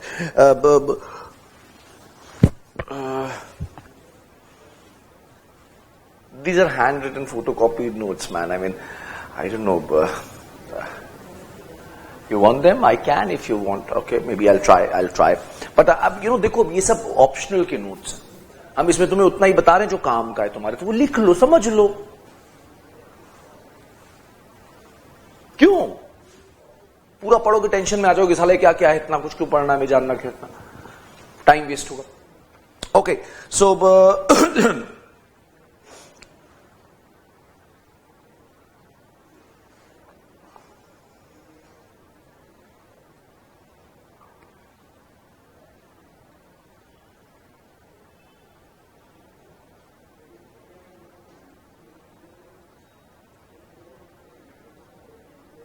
So, you know, अच्छा एक बात और समझो, because Americans, for them, they were all self-made people, right? They all had migrated, they were forced to migrate in so many cases, and they had started from scratch and built their businesses over generations. So they were very, very particular about their property. They were very particular about their property, right? I'm just trying to give you an understanding that what were the influences on the drafting of the Constitution.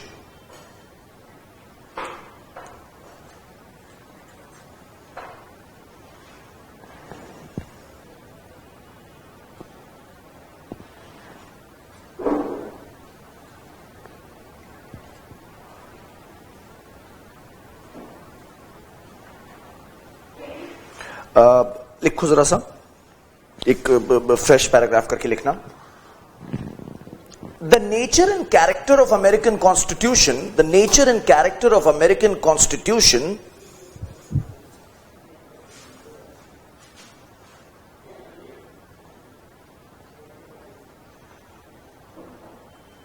has been examined by many scholars.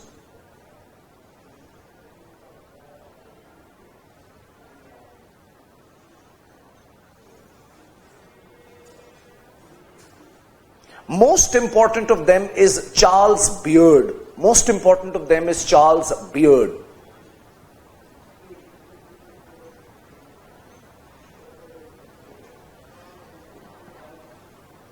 He argues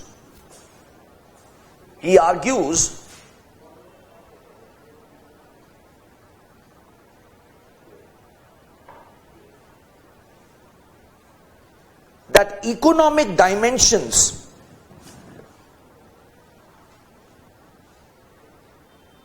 are predominant in American Constitution.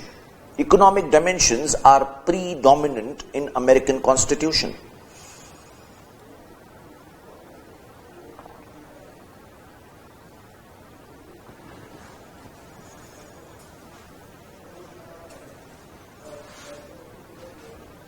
Full stop. Most of the delegates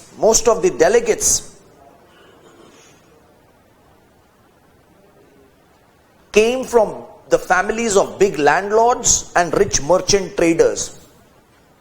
Most of the delegates came from families of big landlords or merchant traders.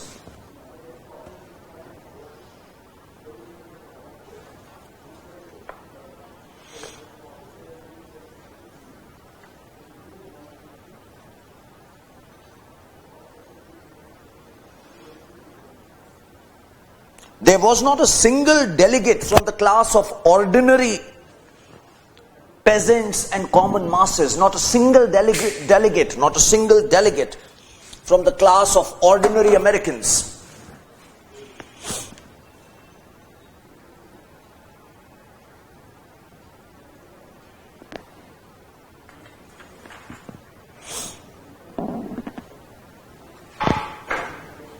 Moreover, the delegates were elected by rich voters only.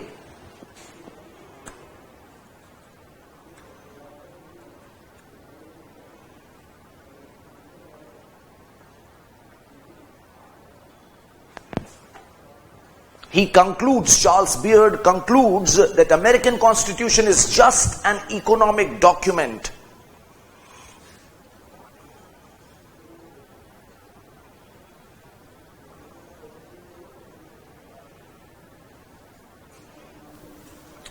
आगे लिख लो, but we must appreciate other angles as well. जो हमने बताया ना, democratic है, Republic है, वो सब भी थोड़ा सा क्रिटिसाइज करो किसी चीज को, बट उसके फायदे भी देखो हमेशा, right? And this is all, यही अमेरिकन कॉन्स्टिट्यूशन, इसी इतना ही जानना है. Fair enough? पक्का? Put down the next heading as American civil war.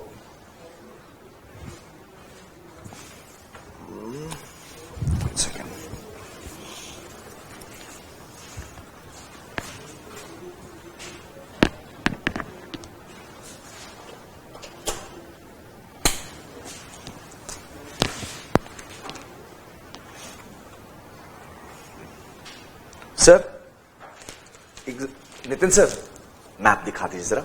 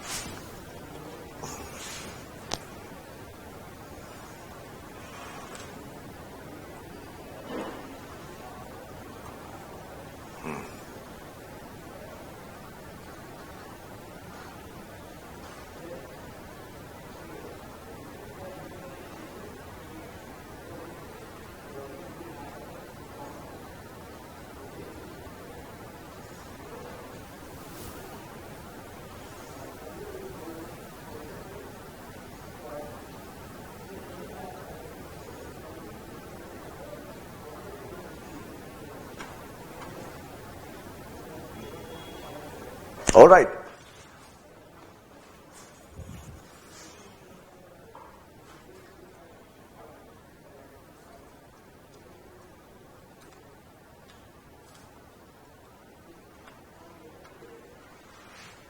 Okay. So this is the map of America. These are the Great Lakes, right? Lake Superior and whatever. So northern states, your blue ones, dark blue ones, they are the ones who had abolished slavery. These red ones are the ones where the slavery was legal and they wanted to expand it further. ये तुम्हारा west coast का California and all, यहां पर भी slavery ban थी. This region which you can see was still under these guys, your red Indians, etc. So, you know, America has not yet occupied them fully.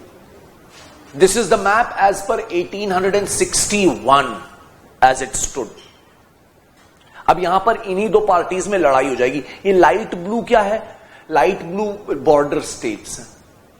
यहां पे slavery को allow किया गया था, but yes they were industrial states, remember, right? So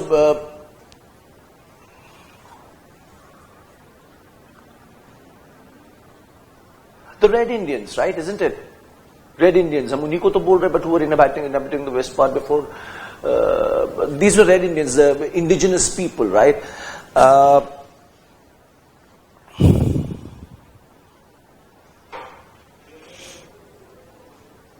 Aztec, Incas, Mayans, these are certain names जो Mexico, Central America, Latin America में रहते थे, और रेड इंडियंस थे जो नॉर्थ अमेरिका में रहते. These were like indigenous people, right? I will not have much information about them. I will not have much information about them. But yeah, these are called as red Indians or native Indians, indigenous people. They are often shown with carrying those hawks and, you know, wearing those feathered caps, etc. Thank you, sir. मुझे दिखा दीजिए बस.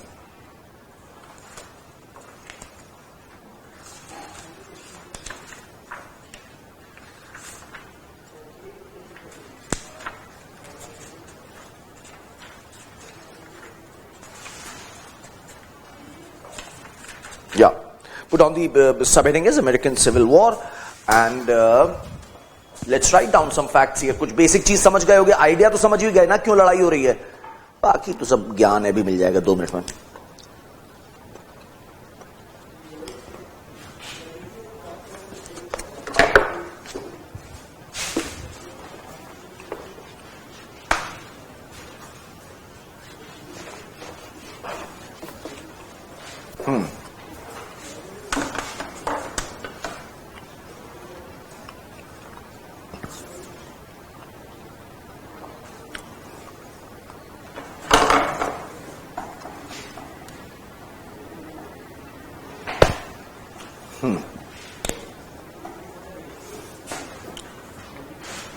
So there were 20 northern states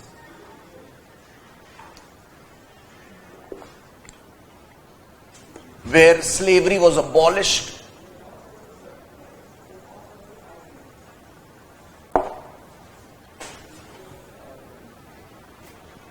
Five states, central states you can call them, or northern states actually, where slavery was legal.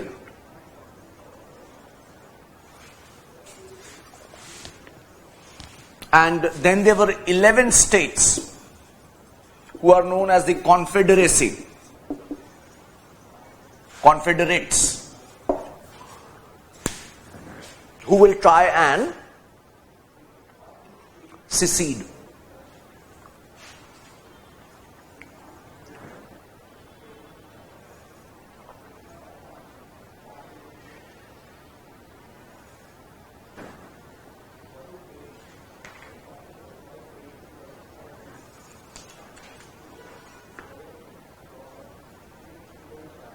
So the American Civil War was fought between 1861 to 65.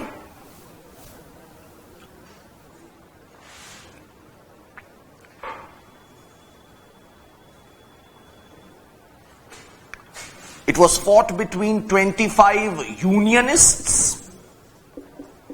These, right? 20 plus 5. Dekh rahe ho na idhar?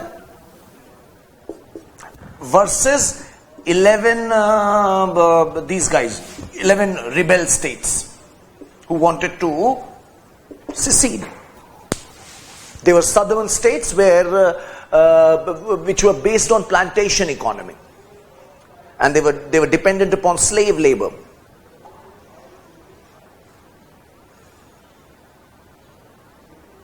This is considered, the American Civil War is considered the bloodiest conflict on American continent.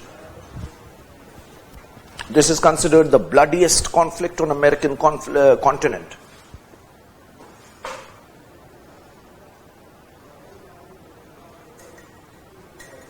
Bloodiest conflict in America. Continent na lagao फालतू.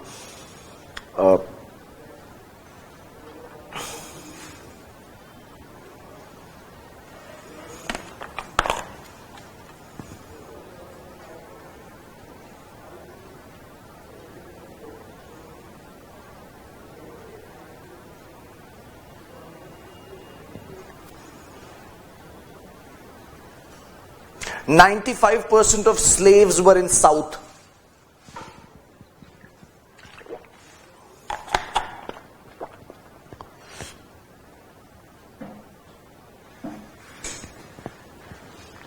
आगे एक चीज और लिखो. In northern states, the ideas of enlightenment were very popular. In northern states, the ideas of enlightenment were very popular. And their economy was industrial. And it was dependent upon free labor.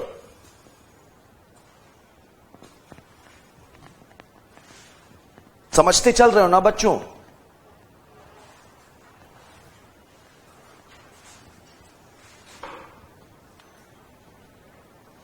While in the southern states, the economy was plantation based and the society was much more traditional.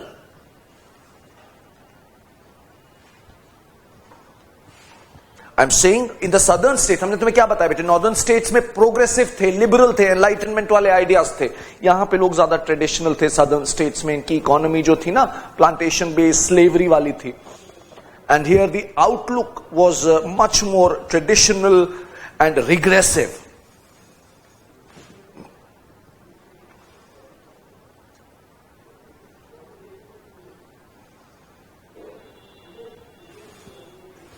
These divisions had created two Americas. These divisions had created two Americas.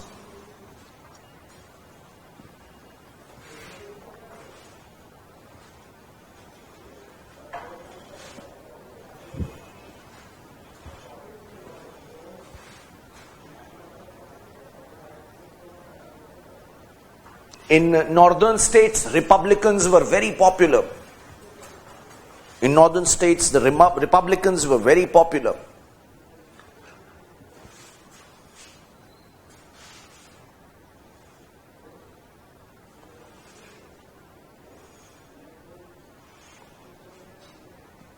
Right, next point. In the 1860 presidential elections,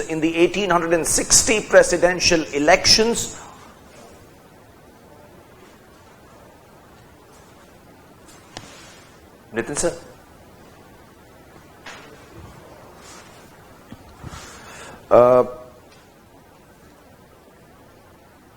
In 1860 presidential elections, Abraham Lincoln emerged victorious. Abraham Lincoln emerged victorious.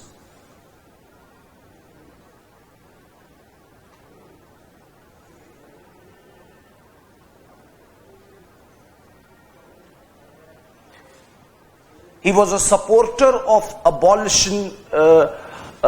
He was a supporter of the abolitionist movement. ऐसे लिखो. He was a supporter of the abolitionist. Abolitionist मतलब समझो, slave को abolish करना चाहते थे, slavery को. Sorry.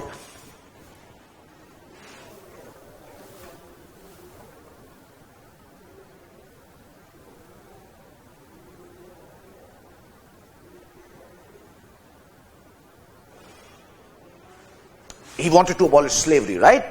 And he won the election. This is the key point. He won the election of the presidency without getting a single vote from the southern states. So now the polarization was complete. Nobody from southern states voted for Abraham Lincoln, and Abraham Lincoln still became the president. So now the polarization was complete, and these guys announced in 1861 that, you know what? You guys can keep your country and your president with yourself. We are going to have our own country and president.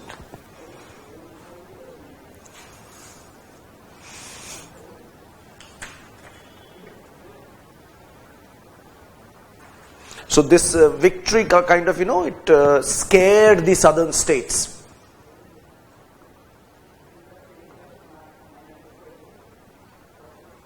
Initially, they tried to have some negotiations, but when negotiations failed, the war broke out in 1861.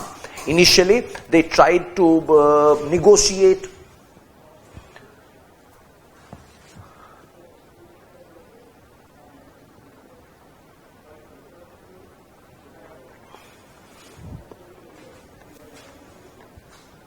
But when the negotiations failed, they decided to launch the war. The war broke out.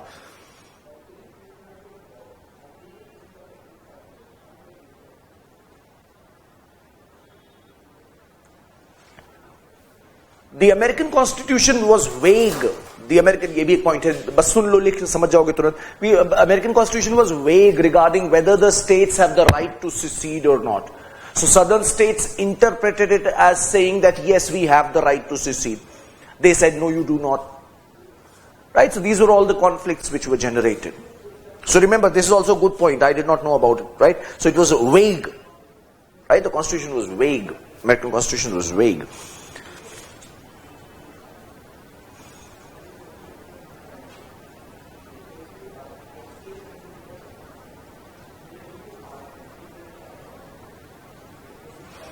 The war ended in 1865. The same year, Abraham Lincoln was assassinated, and in the same year, 13th Amendment was introduced and slavery was abolished. ये सारी चीजें 1865 में war ended, Abraham Lincoln was assassinated, and slavery was abolished via 13th Amendment.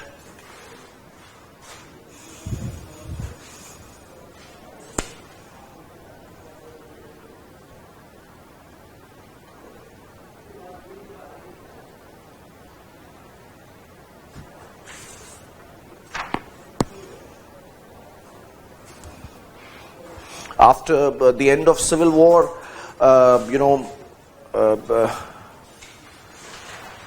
once again, a lot of infrastructure was developed in the southern states. People tried to unite once more. 1861 to 65, these were the civil warriors.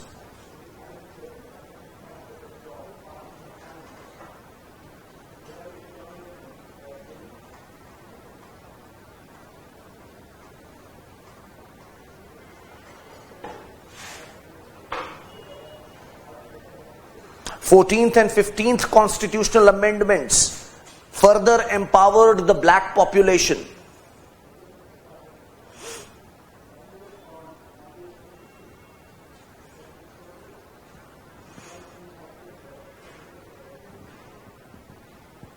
All this increased the prestige of USA.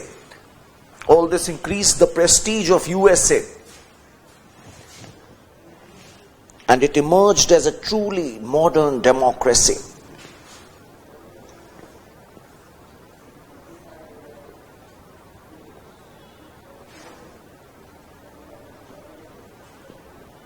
एक homework रखेंगे जरा please यहां पर हम लोग अपने लिए.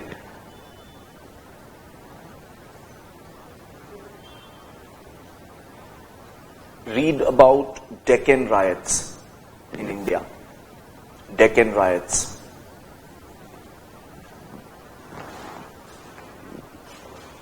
And their link to American Civil War. Right? एक दो लीडर्स भी पढ़ लेना डेक्कन राइट्स के. एमजी रानाडे मिलेंगे, देख लेना.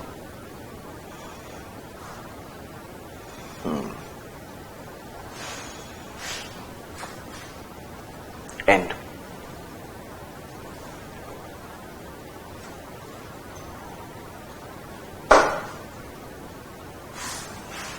Put down the heading as French Revolution.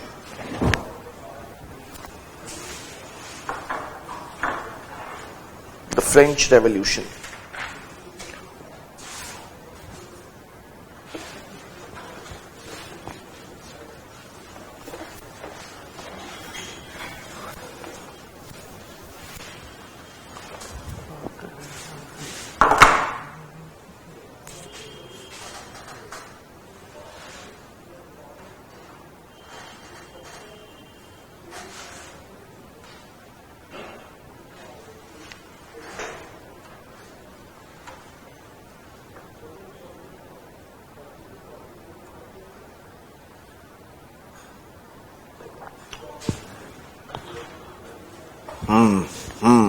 French Revolution, much more complicated, much more important.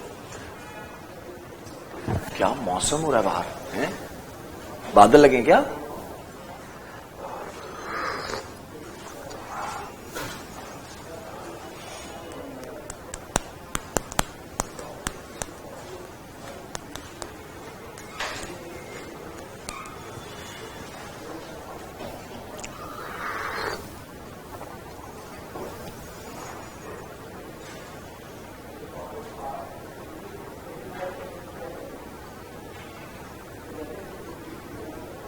So French Revolution, right? French Revolution, as I was telling you,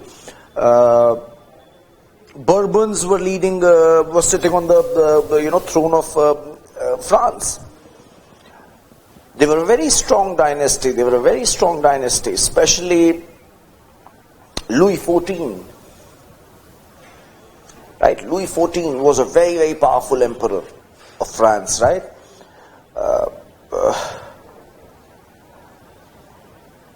But after him, the rulers were not as strong. Louis XV and XVI were not very capable rulers. Right? They themselves were not very capable rulers, Louis XV and XVI. Louis XVI became the emperor in 1774. 1774, Louis XVI became the emperor. He is going to be the last emperor. He's going. इसके बाद भी आएंगे और, but yeah, for the time being. So, 1774, he becomes the emperor. He's married to the Austro-Hungarian princess, Marie Antoinette. Right इनकी शादी जो हुई है वो मैरी एंटोइनेट नाम की एक महिला से हुई है, who is a princess of Austro Hungarian monarchy. सो देख रहे हो कैसे कैसे लिंक थे इन लोगों के, राइट. अच्छा, सो this is Louis XVI and Mary Antoinette.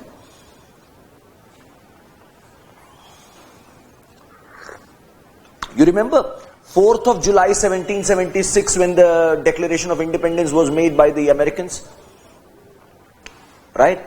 And warring began. Immediately I told you that France became very happy and they announced that, we are also going to help you. They also started helping them. And Louis XVI, he did not have money. He borrowed and whatever money he had, he used it to help, just to embarrass Britain. And this further deepened the crisis of French monarchy. France was already under a severe crisis. They had lost the war. You remember the 7-year war and etc. They had lost the war, so their finances must have been in even crazier condition than Britain. Louis XVI was in such a desperate situation that he started auctioning designations and titles and positions. He was in such a desperate situation. Right?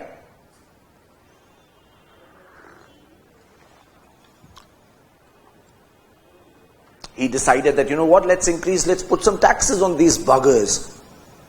Tax लगाते हैं, सालों से tax ले लेते हैं, काम बन जाएगा. Right? This is how these guys thought in those days, right? अच्छा, अभी भी शायद ऐसा ही सोचते हैं लोग. अभी कितना गिर गिरा है इससे. What is it, man? I hope.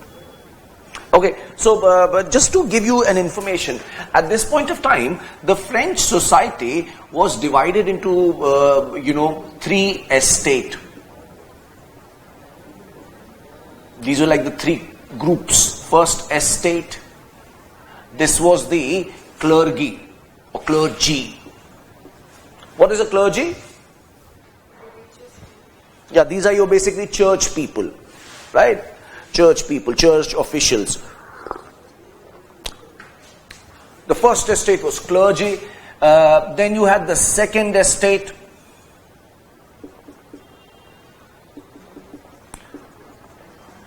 This was the nobility. These were the ruling classes.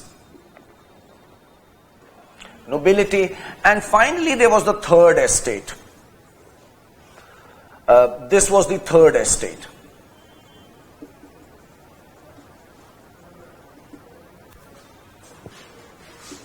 Everyone else.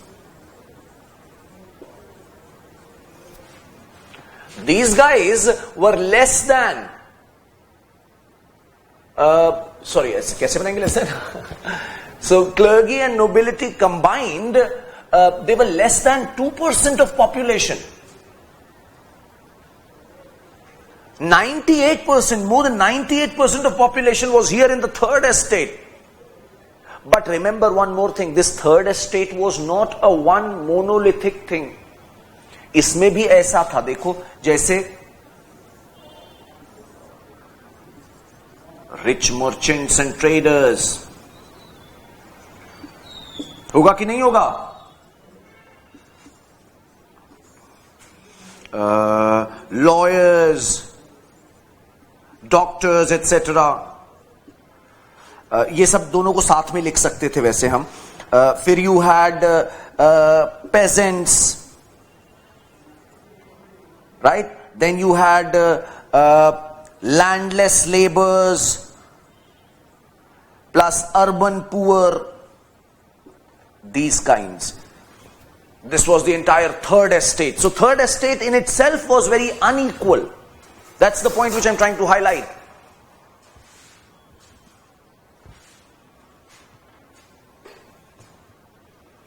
These first 2 estates, they enjoyed many immunities and privileges.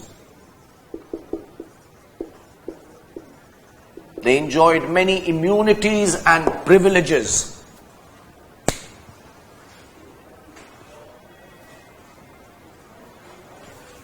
For example, they were not required to pay any taxes. These guys were not required to pay any taxes.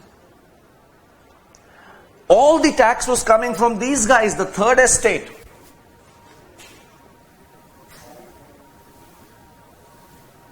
Right?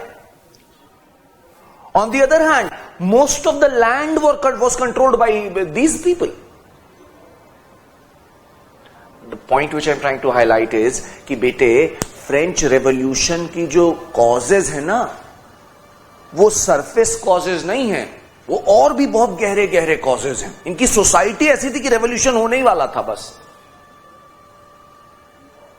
So their society was such, if you look at it, that there was already a lot of discontent among people. In this mixture came the ideas, came the financial crisis and also the ideas of thinkers, and all this led to the French Revolution. We will talk about it. अभी के लिए मुझे बस society थोड़ा सा समझा लें दो आज. ठीक है?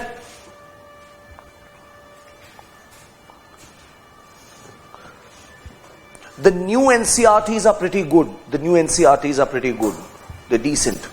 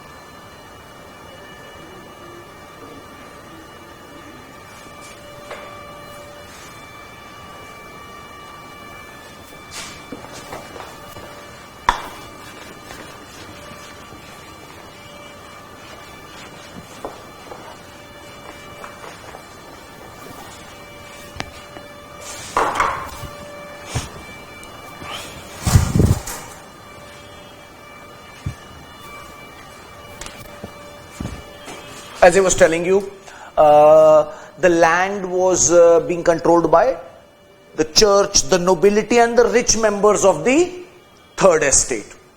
The rich landlords, right? The rich members. But the peasants, they did not have any land, right? Most of the peasants were landless.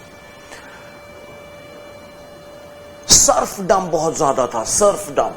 SERF.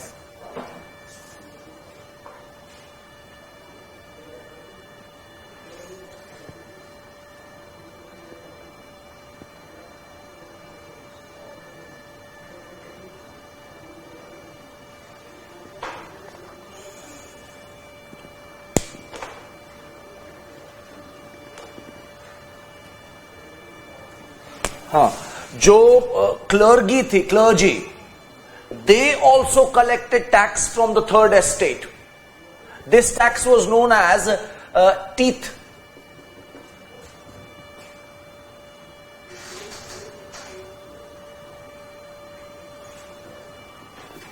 While this was the name of the tax which was paid to the state or the nobility, state, directly to the state. तो ये दो terms हैं, ध्यान रख सकते हो. Teeth and tail. I am referring this via NCRT site, right? So careful. Teeth and tail. The burden of taxation was only on the third estate. The burden of taxation was only on the third estate. While the first two estates just chilled and relaxed.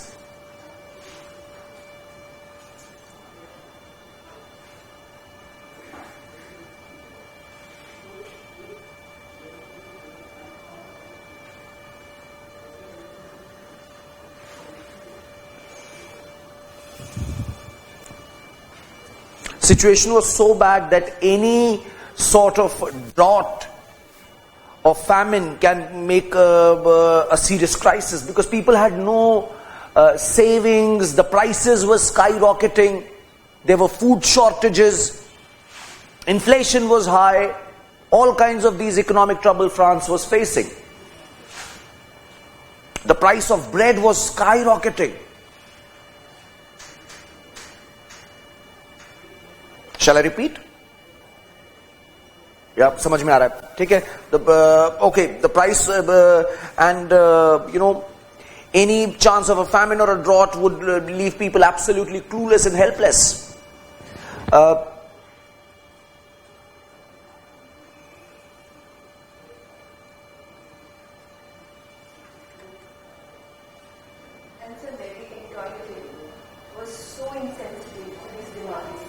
Yeah, I've read that legend. He says that somebody comes there with bread. Go and eat cakes. People were protesting in front of her palace, shouting, "We need bread, we need bread." She said, "If you don't have bread, why don't you just go and eat cakes and shut up?" But it is more like a legend. This could be just a hearsay. But yeah, this guy, Louis XVI and Marie Antoinette, they will be shortly in 1793, they will be guillotined. Sir ऐसे रख के काट डाला गया इन्हीं revolutionaries ने, Jacobin Club and all, right? French Revolution had a huge influence. चलो आगे देखते हैं बच्चे. Teeth, all right, teeth. Teeth is basically a tax which was paid by the common people, the third estate, to the church. ये church tax लेता था. State तो लेता ही था tax, tail के नाम पर. Church भी अपना tax allot करता था. Teeth, right?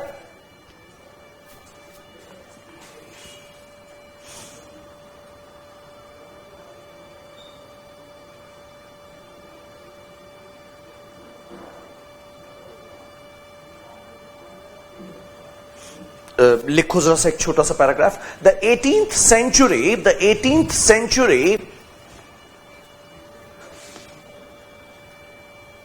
witnessed the emergence of social groups. The 18th century witnessed the emergence of social groups called as the middle class.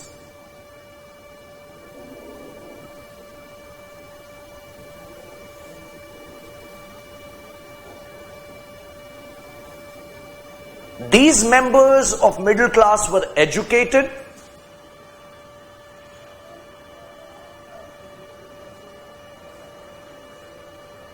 and they believed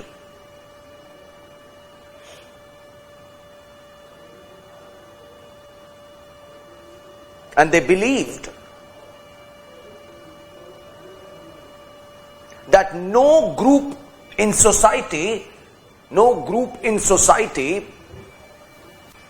should be privileged by birth.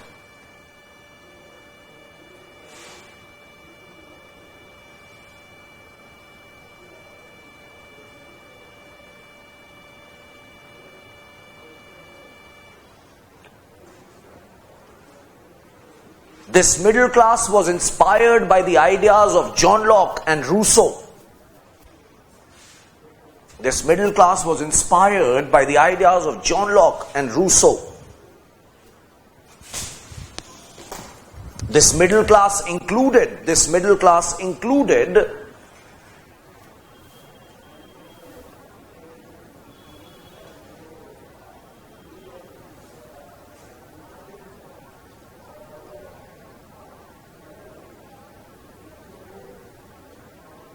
overseas traders and merchants,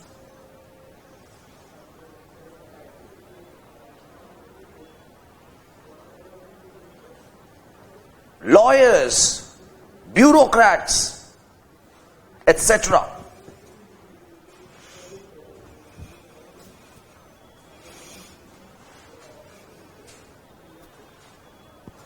They believed in merit.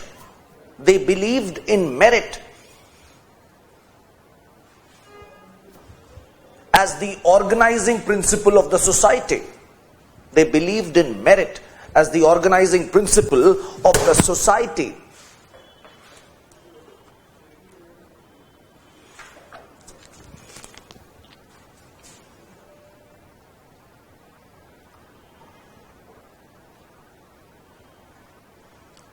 They were also influenced by Montesquieu. They were also influenced by Montesquieu.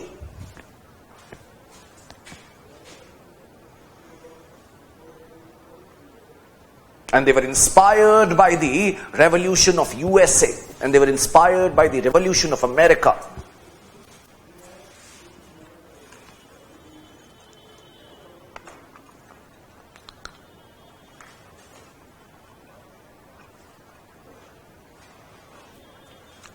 These ideas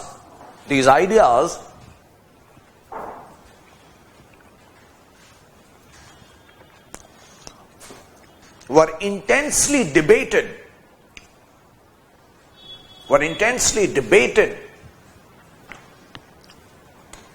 and discussed in salons and cafes of Paris. Salons and cafes of Paris.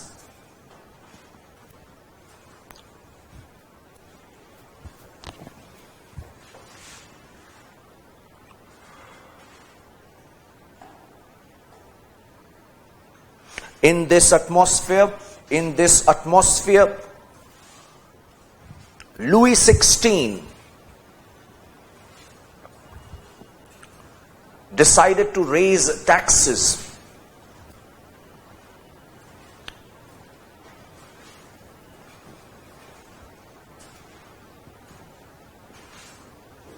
And this led to the revolution. इसके आगे कल से समझेंगे, ठीक है ना? इसके आगे कल समझेंगे, चलेगा? समझ में आई अमेरिकन रेवोल्यूशन? सारे क्वेश्चन कर लोगे पक्का, आई प्रॉमिस यू दैट, सारे क्वेश्चंस कर लोगे अमेरिकन रेवोल्यूशन के, अगर सुनिए बात ध्यान से, है ना? थोड़ा सा Boston tea party, Philadelphia Congress जाके एक बार देख लेना अगर मन करे तो. Those are like simpler details, एक बार पढ़ लोगे क्लियर हो जाएगा, फैक्ट है वो, ठीक है?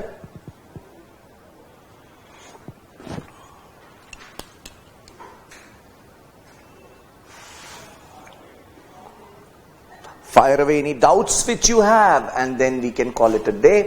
Okay? Thank you बच्चे, तुम लोग आ जाते हो सुबह सवेरे तो मेरी क्लास में मन लग जाता है.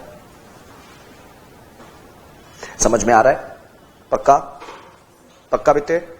ऐसा तो नहीं है कि मैं भी आर्ट एंड कल्चर वाले मूड में ही पढ़ा रहा हूं. श्योर? अगर है तो बता देना प्लीज ना, मतलब क्रिटिसाइज करने में कभी शर्माना मत. क्रिटिसिज्म सबसे खुले मुंह से होना चाहिए, बिंदास. तभी तो मैं भी सीखूंगा यार ना, तभी तो मैं भी सीखूंगा. तुम जैसे काबिल बच्चे मुझे जल्दी नहीं मिलते हैं. तो keep telling me wherever you find that you know I can improve. I have a couple of presentations. I'll try and give it to you when the time is right, maybe. Right? Otherwise, whatever we are writing should be sufficient.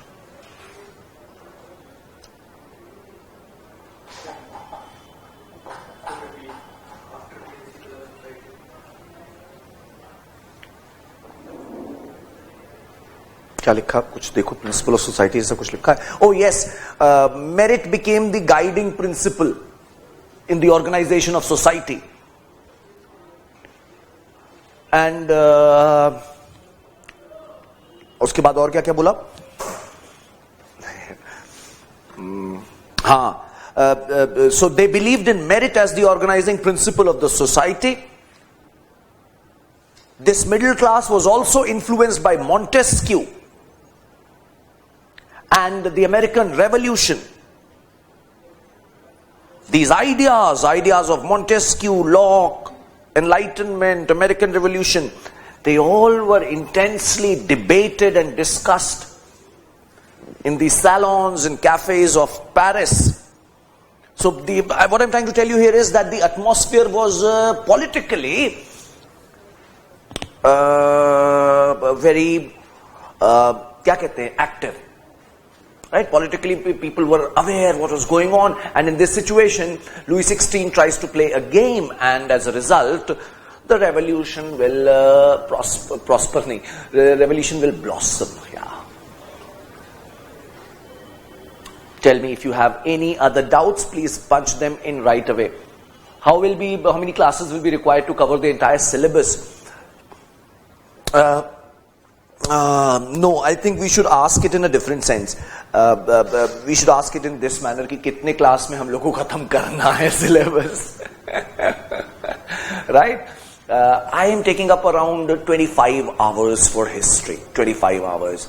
But yeah, I can go and extend beyond it as well, right? Career launcher people are very, very sweet people. They are very sweet people. They have given me a lot of time. In fact, you would not agree to this. तुम शायद ये बात मानोगे नहीं. But other coachings, right? They do not allow history to go beyond 120 hours. 120 hours, right? 120 घंटे होने लगते हैं तो लोग की बत्ती गुल होने लगती है सबकी कि यार सर आप ये क्या कर रहे हैं sir, right? But here they have given me enough कि भाई आपको 135 तक भी जाना है तो आप जाइए, it's all right, right? So yeah that's something which I think we should appreciate and be thankful to them for. So yeah, I think I will take it 25 hours, somewhere around that much, right? Somewhere around that much. 10 first class में हो जाना चाहिए काम भर की चीजें अपनी जितनी अपने को चाहिए. कल फ्रेंच रेवोल्यूशन देखेंगे, फिर और आगे बढ़ेंगे, मोटे मोटे टॉपिक्स कवर कर लेंगे जल्दी, घबराओ मत, ठीक है? After that we will begin with the Indian history. Okay, punch the doubts. I will come back in 1 minute. I'm just going to use the washroom. तुम लोग doubt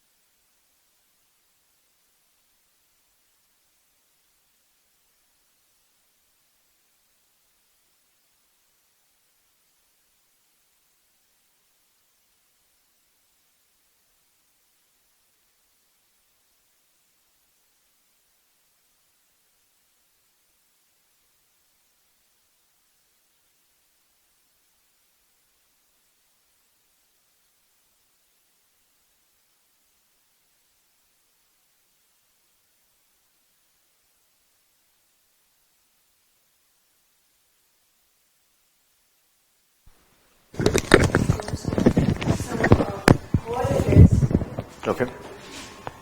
Tell me. So the Scandinavian countries, particularly this Finland, recently there was the news that the youngest PM, a female, right? Yeah. Yeah. She's going to lead that five-party coalition, and particularly because she is a child of the same-sex parents. Yeah. Wow. And the point is, they are so acceptable. I mean, accepting these facts, they are recognizing it. So, I mean, to be a PM is like a great thing. I mean, you have the entire society in acceptance. I mean, not only political, but society. I mean, I was wondering that why in India people are not that progressive in terms of thoughts. They're quite like traditional and conservative minded in these aspects. And I won't say about the economic thing because Scandinavian countries have their own geography and less population. I get it. But in terms of society, and what is the factor that makes them so progressive in thoughts?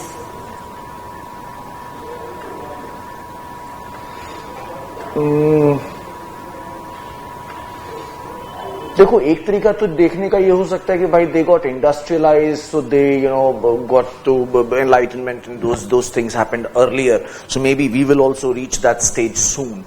And if you see, signs are here, we are also improving, we are talking about this, we are getting inspired by this example. That means we will also reach there one fine day, right? It is just that we have started much later, and plus we have a lot more other complications as well. Maybe we are heading in the right direction because we do appreciate those things when we see it.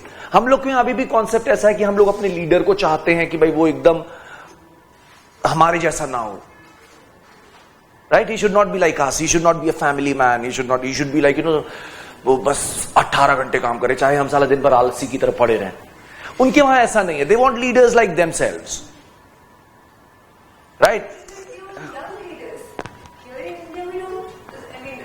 UPSC जानते हो ना बच्चे, तुम लोगों से उसने अभी ये क्वेश्चन पूछा है बहुत प्यारा मेंस में एथिक्स के पेपर में. You know what was the question? What according to you is the reason why young ethical people are not attracted towards politics? Suggest recommendations. 10 number का 20 नंबर का क्वेश्चन था. कितना प्यारा क्वेश्चन है, सोचो. Suggest recommendations. I did not answer your question. I cannot answer your question. I can help you maybe in thinking more about it. You get my point, right? But yeah, that's a very good point, right? We can only make fun of such wonderful people. We can only make fun of such wonderful people. I saw a meme where कि भाई वो लड़की की photo थी. She's a very pretty girl, right? तो उनकी photo थी, the person who has become the prime minister, right? और नीचे Modi and Adityanath and everybody making some stupid remarks. इसी तरह की मीम्स मैंने देखी. हम लोग यही कर सकते हैं. We really do not appreciate. हम लोग ये सुन के ये नहीं देख रहे हैं कि देखो कितनी एक्सेप्टेंस है वहां की सोसाइटी में. What you saying?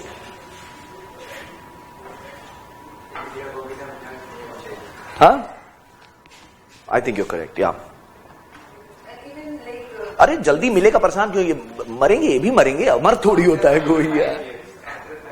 नहीं यार. हाँ, अब हो सकता है कल हो जाए. अरे हम भी मर सकते हैं, आप भी मर सकते हैं, वो भी मर सकते हैं, सभी मर सकते हैं. इसमें क्या है? But yeah we need a younger PM. I would also agree to that. Rahul Gandhi young कहां है? He is already bloody 50 years man. Rahul, we need a new option. New option. I would not even be satisfied with people such as Shashi Tharoor. No, these guys are too academic. Who is ही?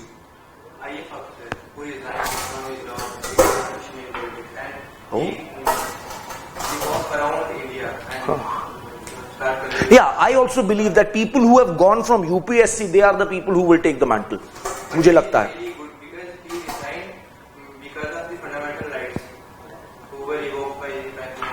तुम लोग के पास अच्छा है. You guys will have enough exposure. If you after working for like 5 years, 10 years, you want to get into politics, I would strongly recommend that you should. Because we need such ethical people who understand what is right, what is wrong, and if you can, go there. तुम लोगों ने तो पढ़ी लिखा है यार, तुम लोगों ने पढ़ाई लिखाई करी. वहां पे सब साले अनपढ़ बैठे हैं.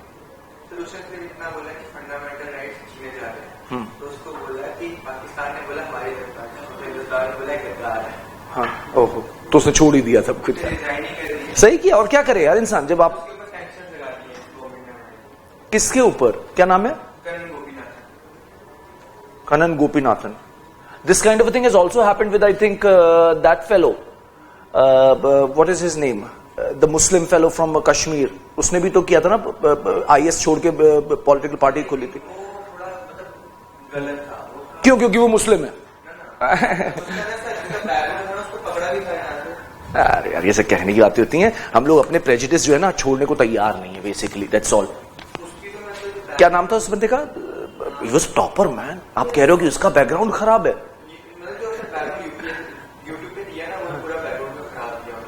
अरे वो तो अब इस तरह के वीडियोस बनेंगे ही। हाँ शाह फैजल, उस तरह के वीडियोस तो अब बनेंगे यार, किसी को बदनाम आपको करना है। अभी तक आपका जब उसने टॉप किया तब आप बैकग्राउंड चेक नहीं कर पा रहे थे, अब कर रहे हो आप background check.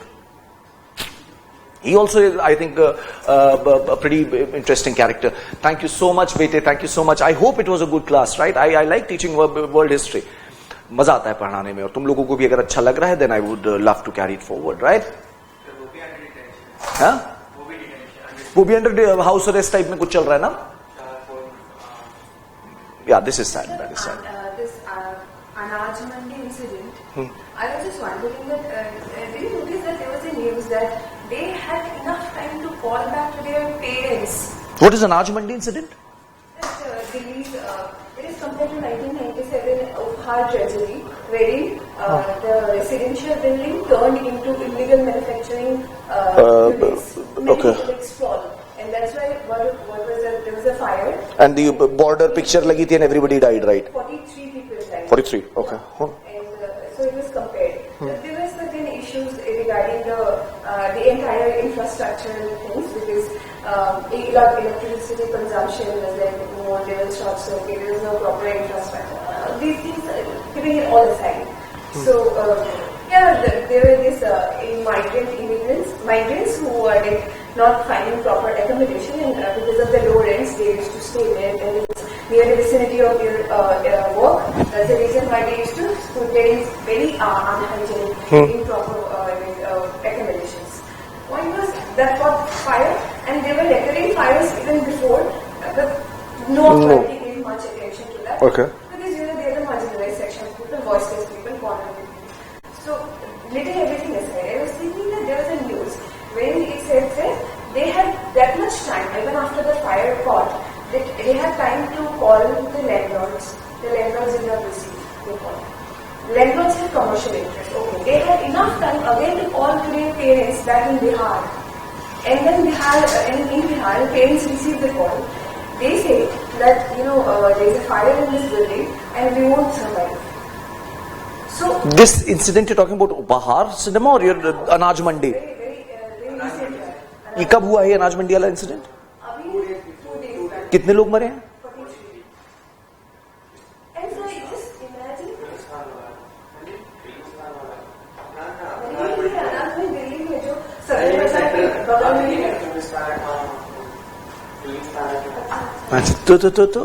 So point is they have that much time to call to their parents and say. But they cannot escape. Huh. And they say that what about like why not calling our landlords and all that? They say that although we called several times, but then they did not receive. I mean, look at the time frame they had in their hand. It was not a disaster like you are thinking. They are calling back to their parents. Parents are receiving call, talking just before moments away. I mean, that's so hapless and helpless conditions of people. And don't you think that John Locke says that the state's right, I mean, the state's duty is what? To protect life, liberty, and property. Okay, property is different, but life. It says that if state is not able to do that, it is not able to. No, it's like you are not doing. You have enough resources, at least for these people. And there was enough time frame. I was actually wondering that had I been placed in those situations, either as a parent or as a son, it was so. I know. Horrible incident. I know. Imagine your son calling you up and saying that I'm about to die. I'm crazy. I agree.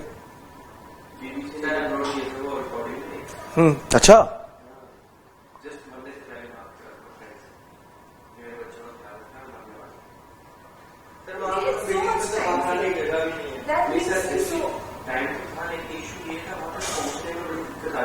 फंस गए होंगे ना सब एकदम. हाँ समझ रहा. दो ही एग्जिट था और एक एग्जिट के अलावा दूसरे में वो कुछ फाइंड आउट प्लेस था. Goods basically. सो उनमें क्या होगा बिल्डिंग का सामान छोटी छोटी में है ही जगह बाहर आने की खाएगा कुछ भी नहीं है वहाँ.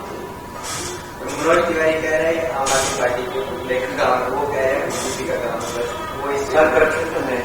इग्नोर कर किसी चीज के हाँ, कहीं ना कहीं करप्शन तो हुआ है, क्योंकि भाई इस तरह के नॉर्म्स तो हैं, building safety norms and all, they should have followed. सही कह रहे हैं. कितने लोग मरे बच्चे? 43. और उपहार में कितने मरे थे? क्यों सर, याद है उपहार सिनेमा में, जो उपहार सिनेमा बॉर्डर में आग लगी थी, बॉर्डर पिक्चर पे, उसमें भी बहुत, उसमें तो 100-125 लोग जल गए थे.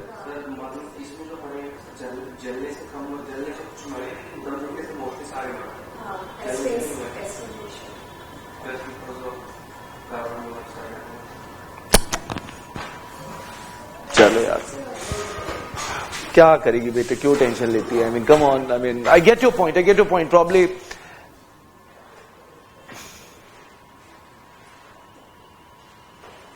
That's a huge affront to the state. And I just felt